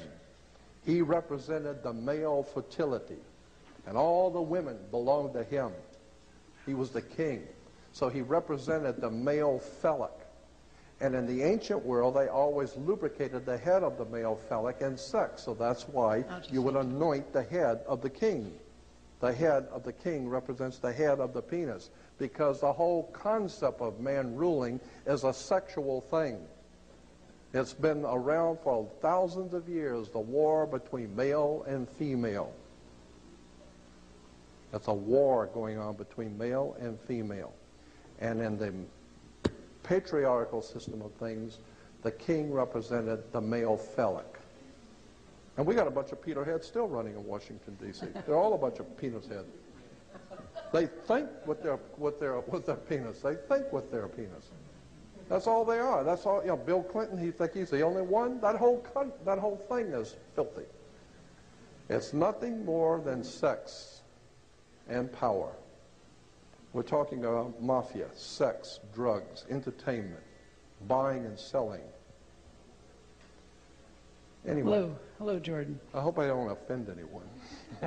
That was great, and my name being Christopher, which involves the Christos, or Bless the you, Christopher, yes, Bless you. Carrier of Christ, or whatever. I've had to go with that my entire life. I think it's a wonderful name. I think it's a wonderful name. It made me think there when you were talking about it, how, you know, oil, of course, to the ancient world was also things that kept an artificial light going in the darkness. Exactly. So that's probably where that applies. I had seen you before talking about the water carrier, the bringer of water, like in the Last Testament. Aquarius. Yeah. Right. Yeah. Could you talk a little bit about the symbology there as it applies astrologically now that we're going from the Piscean into the Aquarian? In Luke 10:22, in the book of Luke, Jesus is saying to his chosen 12, this is a symbolic story, and Jesus is saying to his chosen 12, they ask him, where are we to go now that we are going to celebrate the last Passover? Where are we to go? And he says, go into the city, and you will see a man carrying a water pitcher. Go into the house of the man with the water pitcher. Well, anybody who has ever read anything about astrology knows that the house of the man with the water pitcher is a house of Aquarius. So every 2,000 years, and everyone has a different calculation. The Chinese say it's 2,150 years. The Egyptians said it was 2,125 years. The Sumerians said it was 2,100 and something years. So everybody's got a different calculation. That's why Jesus said, no man knows the day or the hour, only the Father who knows. But every 2,000 years, the sun enters a new constellation of the zodiac at the equator. If you go to the equator and look, stand right on the equator and look east, and when the sun rises, you will see a constellation of the zodiac. And for 2,100 years, the sun rises on that constellation. But you will see it at the beginning, it's over here. And for 2,100 years, the constellation keeps moving until it hits a point over here, and now it's leaving. And now the next constellation is coming in. So every 2,100 so years, the next constellation moves in. So God's Son is our risen Savior. He rises in the next constellation of one of his chosen 12. And so in Luke 10:22, he says, go into the house of the man with the water pitcher. What we're talking about is Jesus was the great fisherman, represented by the fish, because it's Pisces. We've been living in the age of Pisces for 2,000 years. So when we hear people today saying we're living in the end times, the last days, we are living in the end times, last days of Pisces. And before Pisces, go backwards. This is the way you do it. You go backwards in the zodiac, not forward. What was the constellation 2,000 years before Jesus? Was the Aries, the ram. That's why the Jews blow the ram's horn. The shofar is when the sun would come up, they would blow the ram's horn, because it's the 2,000 years of Aries, the ram, God's son in the age of the ram.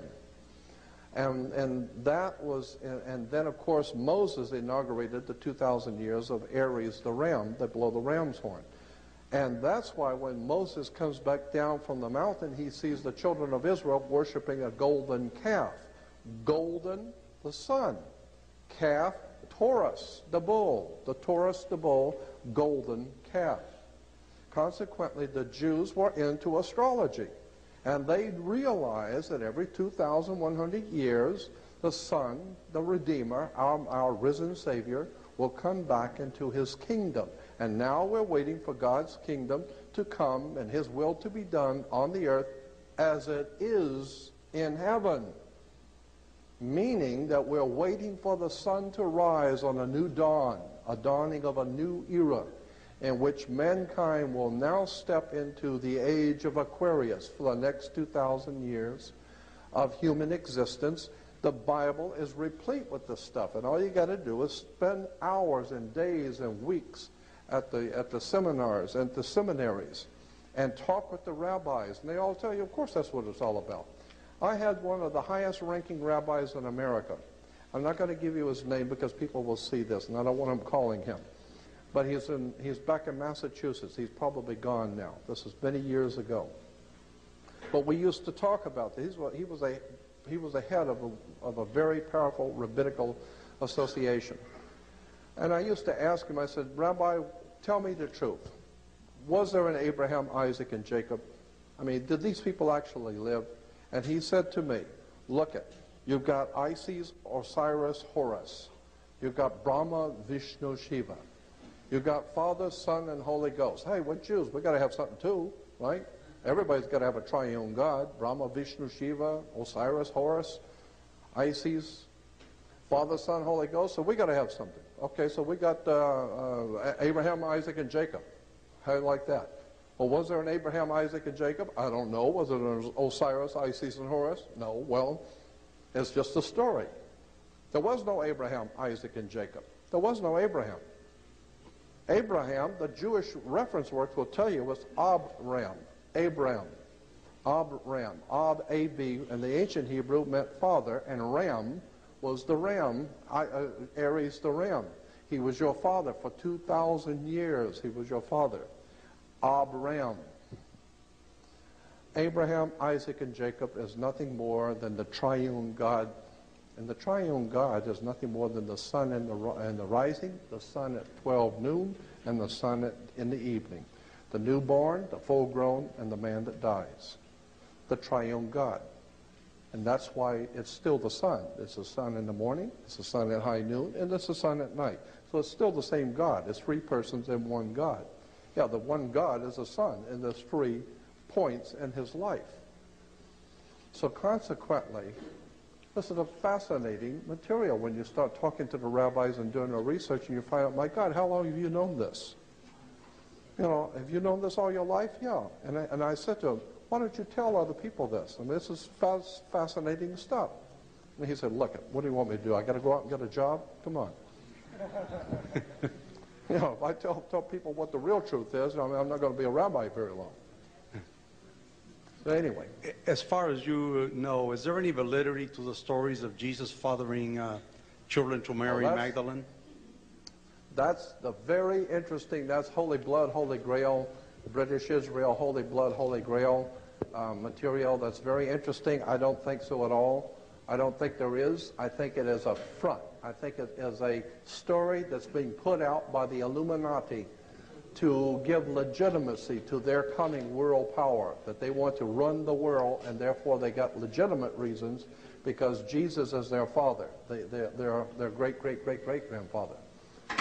So I don't think there's any validity to it at all, but I do think British Israel Freemasons are using it. The British Israel philosophy is nothing more than a front for a group of men who think they're going to control the world, and they're trying to lend legitimacy to it by saying that Jesus fathered them. I know that whole story. Believe me, I've been following it for years. It first came out to my attention from Holy Blood, Holy Grail with Agent Lee and Lincoln, but my God, since then there's been about 25 books written on that subject of Jesus fathering children. I don't believe it for a minute. I think it's a front story. I think it's a cover story for the Illuminati who's trying to take over the world and make themselves look legitimate. They're nothing but scum as far as I'm concerned. Jordan Maxwell, please give him a hand. Thank you, Jordan. Thank you. This guy could go on for weeks with this stuff, and sometimes will, unless he's... I'm assuming that I'm through here. I guess that's what... Yeah, we've just given you the hook here, kid. Listen, thank you for showing up on Rose Bowl night. Thank you, Wendy, for carrying on. The Joan of Arc, when the country is at risk. If it wasn't for her, we wouldn't be here tonight. Give Wendy a hand, please. God bless. And Happy New Year to you all. And good night. And good night.